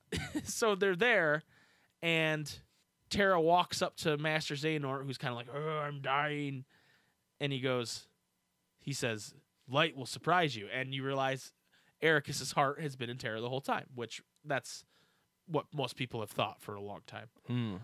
And so Ericus is like, "Come on, hand him over the Keyblade." And he goes, "No, I can do this." And he goes, "It's too late." And he goes, maybe for us, but not for them. So Xehanort hands Sora the Keyblade and is like, "Good job," or something. You know? Right. And if I'm Sora, I'm like, why am I not stabbing this dude in the heart exactly. right now? Okay. When I watched it the second time, I was like, well, it's pretty much obvious he's dying. And right, he dies. It but would be still... very out of character for Sora to just go ham on him. Yeah, I guess I just didn't get why Ericus, like, so easily talked him into just handing it over. Like, the guy that Xehanort murdered in cold blood, just, like, easily talked him into just giving up. Because it's all a chess game, dude. They're just playing chess. With people's lives. They're just playing chess. It's fine. It's just a game. It's okay.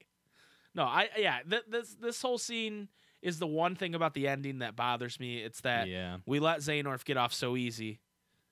It's not like he was just like, you know, he literally did a ton of awful things. He doesn't get to just like go be with his friend again. Well, I would have loved, because I've been thinking about this a lot. What I would have loved is if when he hands Sora the Keyblade, Sora did strike him down. And then we had to worry about Sora becoming like darkness because he right, yeah. That would have been really cool, and it would have been like a very like interesting follow up to anything that's happening, right? Because it would have been like, holy shit, Sora struck him down. That's crazy, you know. Like you'd expect that out of like Riku, or you know what I mean. But Sora did it, you know. I think that would have been cool. I think it would have been cool if they show like him thinking about like KHIII being dead or something, right? And then he does it. If he just is like looks at Xehanort type thing, and then just strikes him down. Or what if he just stabs him and goes, "You killed KHIII," you know? Like you need to find KHIII. Like if he did, you know, then that would be like, oh my god, Sora's letting the darkness in. That would be awesome.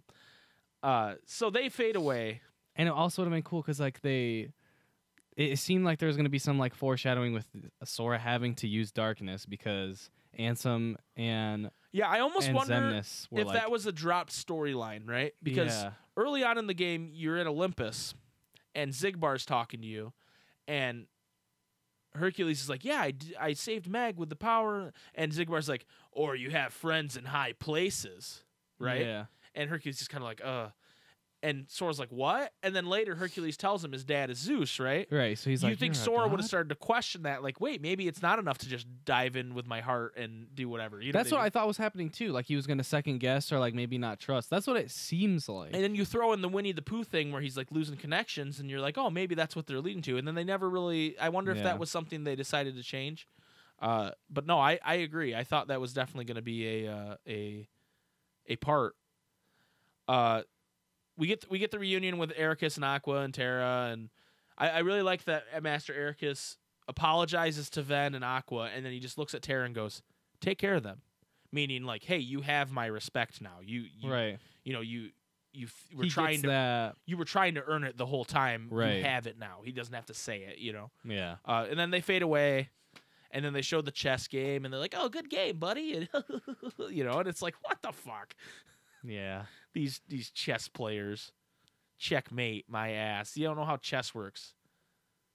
When it's checkmate, that means the game's over. He's just checkmate, and then he just like takes his thing and puts it back at the beginning. Yeah. And he's like, and then like 5 more like things like just teleport in. Yeah, that's an earlier scene, but and Xehanort's like, "No fair," and it's like, "Yeah, you're right. It's not fair. What the hell?" Ericus is a cheater. Right. As, do you have anything you want to add about this scene, this period before we jump into the ending scene? Epilogue. No, that pretty much covers it. It was okay. It was, I don't know, that whole it rubs me the wrong way. transition. Yeah, it was just kind of like meh. Yeah, I agree. It wasn't the ending Xehanort deserved. That's for sure. Like, okay. If they showed like, okay, Xehanort was also being like a puppet, kind of, I would have been okay with it. Yeah. Right. And maybe they'll show that later, but right now, I'm not okay with it. I really think the final mix we get, this DLC we're probably gonna get, is gonna lead into that a little more. I was hoping for more backstory on Xehanort and why he fell to darkness. There's one or two secret reports that he writes himself, but it's nothing groundbreaking. And I'm confused about him overall because the young Xehanort that we fight is trained with a Keyblade. But they also showed him at Destiny Island saying he wanted to leave the world. But then the other Xehanort that's playing chess looks different from him. Like, but he doesn't have the yellow eyes. He doesn't have the eyes, but he's training with a Keyblade. So I was like, well, maybe it's just after that point that we find young Xehanort. I had the same confusion because you're exactly right. Like, and I know you're talking about like comparing, a very high quality CGI cutscene with the lower quality graphics of Dream Drop Distance, but I always like looking at him standing on the beach and then looking at him playing chess. I always assumed that the chess version of him looked younger than Right, same. Right. So something doesn't add up because Ansem Secret Darkness visited him when he was at Destiny Islands and said, "Hey, gather up all the other peeps," right? Yeah. But he didn't know how to use a Keyblade if he hadn't left Destiny Islands yet. Like, that's what's inferred with the... Or like, that's what's said in the Ansem Report. Right. Or he had to go to Xehanort Scala writes at KHIII. So either Nomura's just wrong and fucked it up, or he went to Scala at KHIII for a while, learned how to do be a Keyblade master, and then went and tried to find everybody. Like, he had been holding on to that knowledge for years that Secret Darkness gave him. Because I guess it doesn't matter in the long run when you think, oh, he's got plenty of years before this shit happens. You know what I mean? But it just doesn't make much sense right now. We need more explanation on it. So hopefully whatever comes later gives us a little more explanation on this. Yeah. Well, and then like the whole like... So like... Prior to this game, we thought that the yellow eyes was like a Xehanort thing. You have to be like Norded, like part of Xehanort to have yellow eyes, right? But then with Aqua, she's not a part of Xehanort. She was just fell to darkness. So then you're like, okay, well maybe they only have yellow eyes if they fall to darkness. But then it's like you fight the organization in this game, and a lot of them have yellow eyes. And we're kind of like led to believe because they're a part of Xehanort, right? But then they're also like very like humanized and stuff. So it's just they're not confusing. just following Xehanort at every demand, right? And it I felt like, especially with like the big ones, like the more important characters, that like Xehanort knows what they know, kind of thing. Right. I always thought it was like a hive mind kind of thing. Yeah. Well, and the biggest thing is like when Terra was Norded, he became Xehanort. So, but we actually saw that happen, right? We saw Xehanort's heart leave his body, his old body, and go into Terra's. But we never see what happened to all the organization members. How were they Norded? Like what was the process for that to happen? There's no real clear cut answer. Wait, in the I guess we haven't talked about it yet, but in the last scene, are Zigbar's eyes yellow? Yeah. Okay, so they're still yellow. Yeah. But prior to this, when he was Brig, they were not yellow. No. But this is confusing. Well, the yellow eyes thing has been retconned a few times too, because originally Ansem and Zeniths had orange eyes.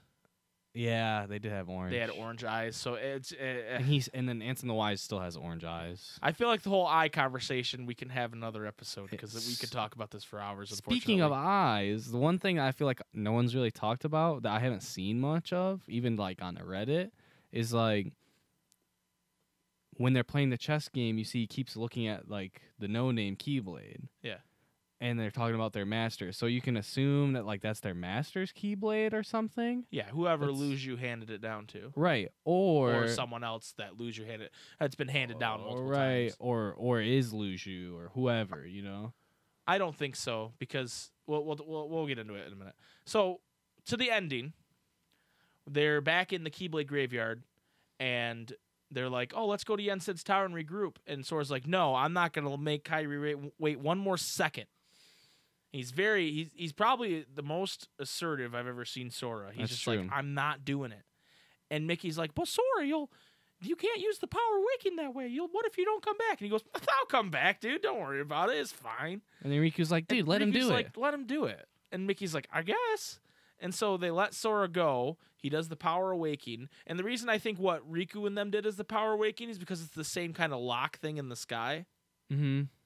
Right? When they come down through Kingdom Hearts in that earlier scene. Yeah, yeah. So he it leaves. looks very similar to Yes. to DDD. Yes, it does. And that's what they did in that. Right. Right. So he leaves, and they all go home and have a party at Destiny Island. And it's very CGI, but also really cool and Right. fun. Well, and Namine gets her body with Ansem the Wise, Yep. Ienzo, and Evan, who is no longer a nobody. He has blue eyes. Oh, he does? Yes, in that scene. It's They just killed him so you would reform? I guess they just axed him down so he could come back. I don't know how that works. Either that, or he never became a nobody again. He was just yellow eyed. He put some contacts in. I guess that's another hard thing to question without knowing how being Norded works. Yeah. We see her get reformed, and Riku comes to pick her up in the gummy ship, and it's very romanticized the way they do it, to the point where I feel like because Riku's replica and Namine had that connection, Riku also has that connection with Namine. Right, maybe.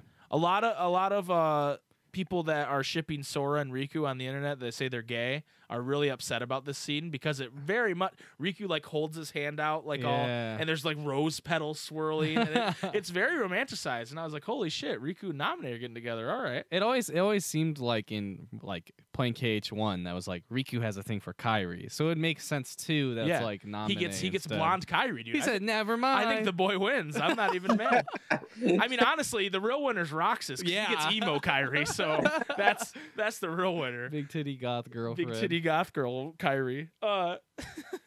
So it shows various groups getting picked up by a gummy ship to get brought to this Destiny Island. It shows Mickey and all them coming home to the Disney castle with Yen Sid, and there's fireworks. Daisy's mad at Donald. Daisy's mad down for a second, but then she gives him a hug. Yeah. Pluto jumps Mickey's bones before Minnie can. Yep. Starts licking him.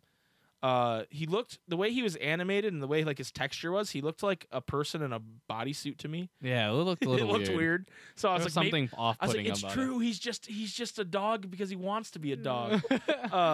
They pick up the Twilight Town crew, which is Roxas, Shion, and Axel. Axel in new clothes, and Shion in new clothes. Looking badass. Shion looking thick. Isa shows up with ice cream for everybody. Dude, with Isa looks so bad. with his cool half cover my face turtleneck thing he's got going on. Yeah. and then He looked so bad. He looked swole as fuck yeah, too. he looked big. He's been juicing for sure. He's been taking those moon steroids. And then Hayner, Pence, and Olette show up because why the fuck not? Right. Everybody has to have a happy ending. Yeah. So they all get picked up by how many people can fit in this gummy ship? So then it cuts. I don't think it shows them picking anybody else up. Does it shows? This is a very confusing scene too. It shows Ventus, Aqua, and Terra at Ericus's grave putting their wayfinders down, and then that Cherthi from the Final Words shows up, and he's like, "Do you remember me?" And Ven's like, "Come here, baby," and they hug, and it looks like he's gonna kiss him. it looks like he's gonna kiss him for like real. with tongue. And then Terra's like, "Hey, Ven," and he's like, "Oh, I'm not gonna kiss this Cherthi. That would be weird." and like he's like, "How does he remember his Cherthi?" Yeah. Yeah, and I don't even has in Union Cross has Chirithy even like made an appearance? I don't know. Okay, so up to the point where they're going to make Chirithy's. Oh, okay. Like they're using the Book of Prophecy to find some. And Well, then how does he remember Marluxia. Well, okay, the idea is that he lost his memory when Xehanort like split him. Right. He was broken, so he doesn't remember any of that. So I guess you could say that maybe that part of Vanitas found his way back to him or something later. Okay. Kind of like it's a stretch, but I like like a it. recompletion type Yeah. thing. It's a stretch, but I like it. But yeah, it's weird. They don't explain. There's no voices. Right, It's all just music it's playing playing. Face My Fears. And yeah. Or no, it's playing Hikari at that point. Oh, Hikari. Yeah, it's playing Hikari at that point, and then when they get to the beach, it plays Face My Fears. Mm. Which I was like, oh, we got to mute it now. So they're on the beach and they're playing like frisbee, and it's super anime frisbee. Yeah, Like- it's the frisbee that they have in Birth by Sleep. Oh, really? Okay, I Yeah. don't remember that. Yeah, they wanted like Ison wanted to play with Lee or Oh, whatever. that's He's right. like, "Come That's on, right. We gotta play whatever So- this disc game. Yeah, they're throwing discs around. Ultra Super Disc. The Twilight Town trio are making a big Mickey emblem, but it looks like boobs to me.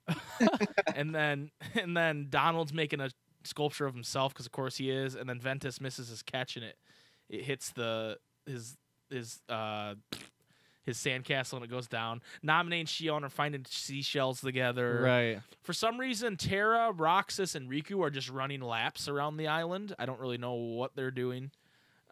Who's the fastest or something? I don't know. It kind of feels like the KHIII, like they're running on the beach. Yeah, Like, yeah. And everybody's there. Mickey's there. Everybody is there. It's like everybody's getting their big happy Disney ending except for Sora and Kairi. So then they showed the tree that they normally sit on. And what's interesting is Sora's sitting on the other side. He doesn't normally sit on the right side. And they do the thing where they put the hand on one another. And I'm like, oh my God, they're going to kiss finally? yeah. And then he fades away. She starts crying and he fades away. And that's how the game cuts the credits. Now, I've been reading Reddit. I've been thinking about this. Right. A lot of needing answers. A lot of people are saying, well, neither of them are there. Because if you look earlier, no one's on that tree when they show that tree for a split second. I don't think that's true.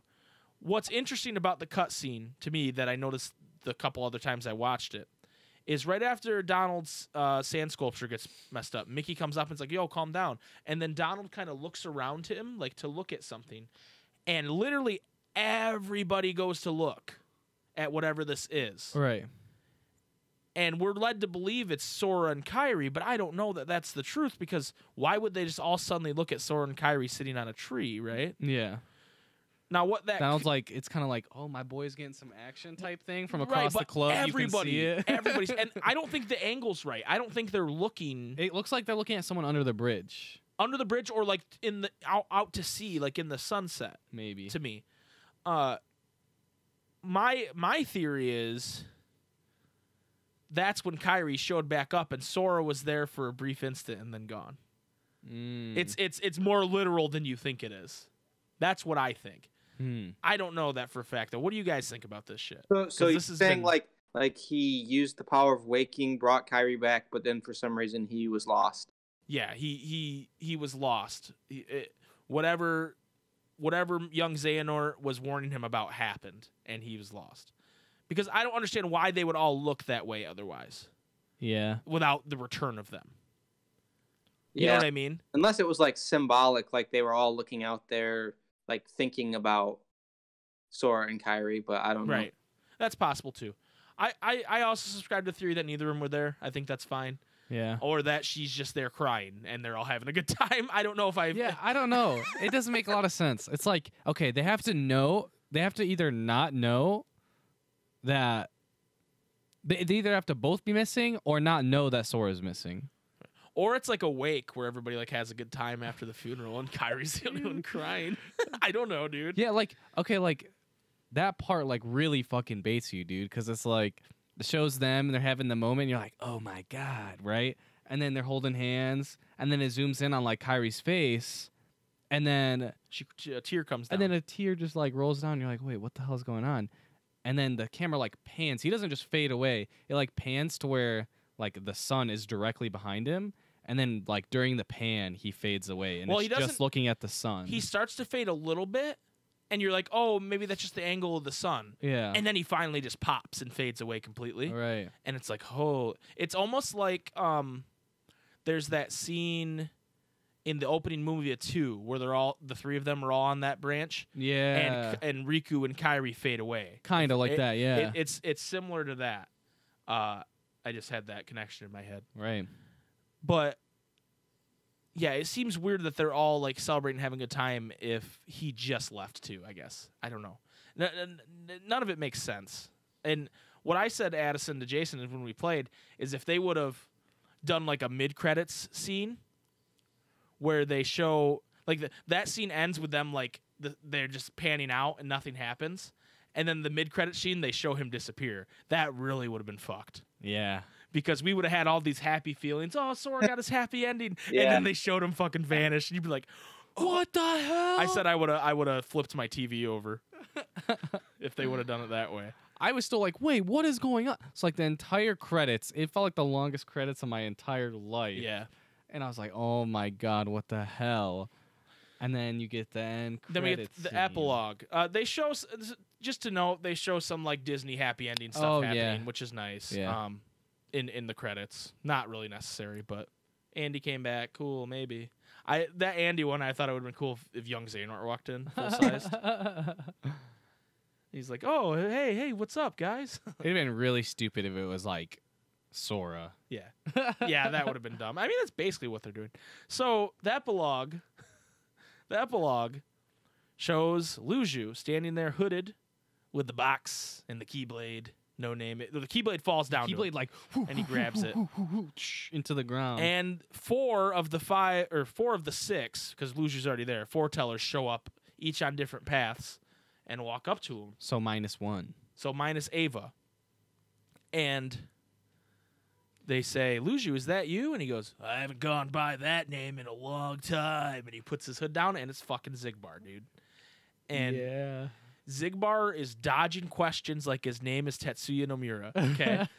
Because they're like, what have you been doing all this time? And he goes, I had a role to play. And it's like, answer the question, Zigbar. And then someone asks him something else, and he's like, looks around, he's like, it looks like Ava didn't make it. So he keeps changing the subject, and then finally they're like, what was your role? The bear guy, because the bear guy's the most angry one. And he goes, what was your role? Tell me. And he goes, I hope you like long stories. And he kind of like smirks and like looks at the camera. Like I know you fuckers are waiting for more, but you're not getting it. Yeah. You're not. Well, when they like appear, it really like is reminiscent of like, at least to me, like the whole Final World type thing. Oh, like what's behind them when they appear, you mean? Yeah, like they kind of like water like materialize type thing. Yeah, that's true. It looks very similar to that. Yeah. Also to note, Maleficent and Pete are standing on a ridge somewhere nearby. Spying on them. And interestingly, they walk in separate directions. Pete and Maleficent? They go off in separate directions. The fact that they were strung along throughout the whole game, like they're in every world looking for this box, and nothing ever comes of it until the epilogue, which really still nothing comes of it. They're just there watching. Like, that's crazy to me. Right. And so a lot of people, based on what happens in the secret movie, which we'll talk about next, think that Kingdom Hearts is going completely away from Disney. Yeah, and that wouldn't make sense. Pete and Maleficent walked in separate directions because they're going their separate ways, and that's what that means. And I was just like, okay. No, they want to put a million cutscenes in, like, we need to find the box. You're reading into that a little too much. But so Zigbar's Luju. Does anybody have anything to say about this? I mean, it caught me off guard that he ended up being Luju, but I definitely thought he was more important than he was leading on.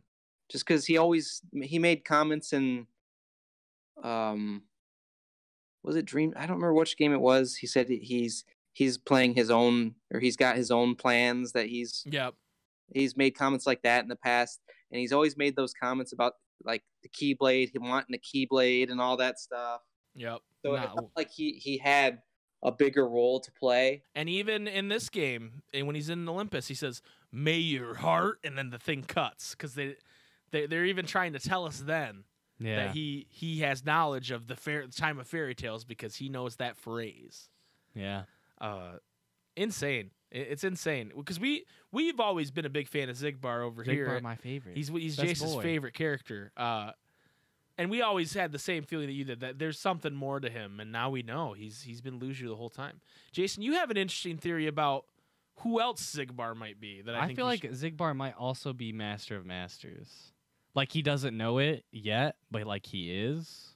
So you're saying like the Master of Masters disappeared like into Luju's heart or something like that? No, like I think like Master of Masters is like Luju is Zigbar, like that's his last form, if that makes sense. So he's saying that the Master of Masters got to a certain point in the future, traveled back in time to give Luju this duty. And it would make But more he sense. is Luju. It would make more sense as to the whole like instead of no name, like knowing where. So he like tells him no name is the key for him for him to see all of the future or all the future, but to him is the past, right? Mm-hmm. But it's really him that's the key, not no name. But he tells him to follow no name because he thinks or knows that no name is going to be the key because no name was passed down to him. Does that make sense? Yeah. So like he tells him follow no name because he knows he's going to get no name and no name's been passed down to him. I think it's a very interesting theory. However, I don't understand his end game then. Like I don't get why he knows everything. He's been around for so long. Or are you saying that it's a separate timeline now that he's done that? Yeah, it would be a separate timeline, yeah. It's not usually how Kingdom Hearts. Well, like they do talk about world lines. They do talk about. Damn it, Nomura. Yeah, like he's like, okay, I want to know like everything that happens before. Right. So, like Luju is himself. Kind of like what Maleficent wanted to do. Kinda, yeah. And maybe like that box is like the key for something. I don't know. That's the biggest question. If that's what really is going on, if your theory is correct, we're not finding out for like 10 games. Yeah. Yeah. If it's that convoluted of an answer, we're not finding out for a while. Because a big surprise, I'm the Master of Masters. You know, like, man, that would be wild. Addison, anything else you want to add about this epilogue? No, I'm just interested to see where it goes. Yeah, I'm glad they gave us something, because yes, people have talked about how this is supposed to be the end of this saga, but it is not the end of Kingdom Hearts. And this is what I told you guys. You were like, oh, well, I want it wrapped up in a ribbon, in a bow, and I was like, that ain't happening. No, like I got what I wanted. Yeah, okay. I wanted Xehanort wrapped up in a ribbon, and it wasn't the ribbon. In the end, it wasn't the ribbon I was hoping for, but at least the ribbon was a little too nice. Yeah. Yeah. Okay. So then finally, the secret movie, and we're not going to talk about the secret movie a whole bunch because I think I want to do that more next week. But the secret movie is very interesting. So it's very high definition. Just like all the secret movies are. Looks ahead of its time almost. Yeah. And very realistic looking. Sora wakes up in a realistic world. And then so does Riku. And it looks like Japan. It looks like Sora wakes up in Shibuya. And Riku wakes up in Shujinku, which are two provinces of Tokyo. I don't know if they call them provinces. I think I might have got that wrong. But two sections of Tokyo. Okay. Shibuya is they're busy like shopping like area. Mm-hmm. It's almost like their Times Square, okay, so to speak. Especially the area Sora wakes up in, where he's looking around and it shows all those buildings and stuff. Yeah. And there's a building in the back that's, I believe it's normally called the 104 building. It's a department store. Yeah. But they labeled it the 109 building for copyright reasons. Right. And they also do that in The World Ends With You, which is another Tetsuya Nomura game. Mm-hmm. So a lot of people think Sora woke up in that world because he promised Neku that he would go to their world. Right? I don't think that's what's going on. I think I think they just didn't want to get sued for using the 104 building, so they just used the same little gimmick they did before. Did you see what a lot of people are saying, the building that the hooded figure is standing on? Oh, yeah, I'm getting to that. Okay. I didn't know if you knew that. Don't you worry. Okay. Oh wait, no, the building that the hooded figure's standing on. Yeah. What's the building that the hooded figure's standing on? A lot of people think that that's the Square Enix building. Based on like where he's looking fuck and up, what the really? buildings are, that's the Square Jesus Enix Christ, building. Tetsuya Nomura! It's the Square Enix building. Anyway, we'll get to that. So Riku wakes up in Shujinku, which there's this government building in Japan. That's the one with the two big like Pillars. I don't want to say towers for some reason. I don't want to say two towers. The two big pillars. It's like one. It's to me, it reminds me a lot of like a cathedral. Right, and actually, it's fun to talk about this because that's the building that Tetsuya Nomura based the palace in Insomnia on in in Final Fantasy 13 verses and 15. He based that palace on that government building. Oh, okay. So Riku walks like that. It's in Shujinku, and then that's where Yozora is sitting from Verum Rex. Yozora. One blue eye, one red eye. One blue eye, one red eye, dressed like Riku. But you'll notice his design is very distinct. Yeah. He doesn't have big round anime eyes. Yeah. He doesn't, he looks more like a human being as opposed to Sora and Riku. Yeah. He has like normal sized eyes. He's just, chilling. And when they show that building and Yozora, they play the first like 3 chords and then a similar sounding melody to Somnus from Final Fantasy 15, which is the menu screen music. Oh. Do you know what I'm talking about? I can't remember how that goes. No. We'll play it after the podcast. It's been too long. You go listen to it and then listen to that part of the trailer and you'll go, holy shit, dude. Because it's literally the first 3 notes are the same and then it goes off in a different key, I guess you would call it. And it's a slightly different melody, but it's definitely supposed to, because it's right when they show Yozora. Okay. It's definitely supposed to be to do with You're that. supposed to get that connection. Yes. And then it shows a hooded figure standing on a building, which apparently is the Square Enix building. And he puts his hands in a heart shape around the moon to make like a Kingdom Hearts looking moon. And then it says, Kingdom Hearts Reconnect. What the hell is this, guys? I don't know. Who knows, dude? I don't even want to start to think about or guess. Yeah. So It's too much of a headache. it 'Cause is. It's even like the old movies, the old hidden movies, were like both of them were like the last world you go to. People were like, "Oh, this is the beginning of the next game." No, it's probably the end of the last game. They do Right. that with the hidden bosses too. You fight the boss to the next game, Right. but you just don't know it's the boss. Yeah, I don't think that's happening this round. Even if we get a secret boss DLC, I don't think we're fighting anything from this next game. I don't know. I think this game's going off in a very strange direction. I think it's yeah, there's a lot I want to talk about with it, but I kind of want to save a lot of it for next week. But I will say this. There was a 4chan leak months ago, maybe even a year ago, where this person supposedly leaked that Final Fantasy 15 was getting rebooted as Final Fantasy 15 Versus, and it was Tetsuya Nomura making the game he wanted to make, but got pulled from to make Kingdom Hearts 3. Right. And that it was going to debut in the Final Fantasy world of Kingdom Hearts 3. Okay. This was a 4chan leak from like a year ago.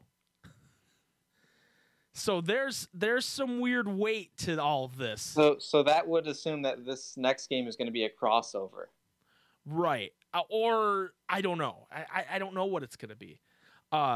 There's just so many. If you watch even that Verum Rex trailer that they play when you first join Toy Story World, there are so many similarities to that and 13 verses. and to 13 verses of the vision that Nomura wanted for that game and not what it eventually turned into. And I'm going to talk about that more next week, so I hope you guys are ready for that. But there's so many different coincidences and things that are just like, Nomura planned all of this. Yeah. I don't know what he's getting at. And then the thing about the Square Enix building just makes it even crazier to me. Whatever it is, I believe the next Kingdom Hearts game is gonna. It won't be no Disney, but it will be less Disney, and it will be more focused on Square Enix properties. Do in you my ever opinion. do you start to get the feeling that maybe one of Nomura's biggest problem and the reason why all his stories are so like convoluted and things are always left open-ended is because he looks too far ahead. Yeah, I honestly, people think he makes it up as he goes along, but I think he's got like plot points that he wants to hit for a long time, but doesn't know how to connect them. I don't think it's that he doesn't make. I mean, he makes some of it up as he goes along, obviously, but I just think I wouldn't be surprised to hear that when he made Ansem Secret of Darkness in Kingdom Hearts 1 with the Guardian, he's like, well, that's another character's heart that's trapped in him. I would not be surprised that he thought of that. He didn't know who Terra was or what was, you know what I mean? No, yeah. But I think there's a lot of things like that. I agree with that, Addison, that he just goes, I want to do this and this and this and this and this and this. And I think that's why Final Fantasy 13 Versus was taking so long, and they said, hey, we're pulling the plug on you, dude. Someone else is finishing this. Yeah. And he's pissed off about it. And so he's like, I'm going to do this whether they like it or not. You know, and he gets what he wants, man. Yeah. Nomura gets what he wants. Yes. I also have a theory that Nomura and Kojima, who made Metal Gear and is making Death Stranding, that they're Shigeru Miyamoto's Heartless and Nobody, and Miyamoto's been dead for a long time. But that's that's a whole separate podcast, I think. Okay. That's yeah. ridiculous. I believe it 100%. Yeah, I believe it too. Tetsuya is the nobody, for the record. Anything else you guys want to add? Anything we missed in this spoiler talk that you guys want to talk about? I mean, we're still going to be talking about this game for weeks on end. Right. So if there's something you guys think we missed, shoot us an email at ansomreportpodcast@gmail.com. Anything else you want to add, Addison? No, that's good. I definitely want to talk more about that next week. Yeah, I'm gonna have a whole lesson plan. I'm gonna take everybody to school about Final Fantasy Versus 13 and 15 and how that relates to Yozora. I like saying it like that. Yozora. Jason, you got anything you want to add? God, if that's a Square Enix building, I'm so triggered. I saw a screenshot where it was a screenshot of Google Maps, and they put, like, based on what buildings are seen in, like, what he's looking at, his skyline. Well, he's looking at that government building where Yozora was sitting on, and the moon's right above it. Right, yeah. And apparently, like, they did it could be, like, someone just editing or whatever. Well, no, that makes sense because he was inspired by that building to make... And it would make sense that would be nearby where he works. Right, because he sees that building all the time. Right. Holy shit, dude. Yeah, so apparently because of the skyline, he could be on top of the Square Enix building. Wow. Kingdom Hearts is coming into our world. Yeah. That's scary. Dude, it is. We're assuming that the hooded figure is Zigbar, right? A lot of people think it's the Master of Masters. Yeah? Yeah. Mm. Because that seems like a very playful, childish thing to do, to hold your hands up like that. I don't know. That's kind of like Zigbar's MO. Well, do you know who the voice actor for the Master of Masters is? You told me multiple times, but I don't remember. Ray Chase, the voice actor of Noctis. Oh. Not in Japan, though. That's not the same voice actor in Japan. So Okay. if it was in Japan, I'd be like, this is fucking weird. Noctis is the just Master the of Masters. American version. Yeah, just the American one. So that's just a coincidence, I think. Yeah. Anyway, guys, we're gonna end here. Thank you so much for listening to our rambling. If you have any questions or anything you want us to cover, like I said, hit us up at the Ansem Report Podcast at gmail.com or on Twitter at Super Spaghetti Bros. Addison, thank you for joining us this week. Jason, thank you for joining us this week. I'm honored. And I think it's more important than ever, Addison, that you hit him with it. That I hit him with it? Hit him with it. All right. May your hearts be your guide and key. Thank you, everybody. Bye. Bye.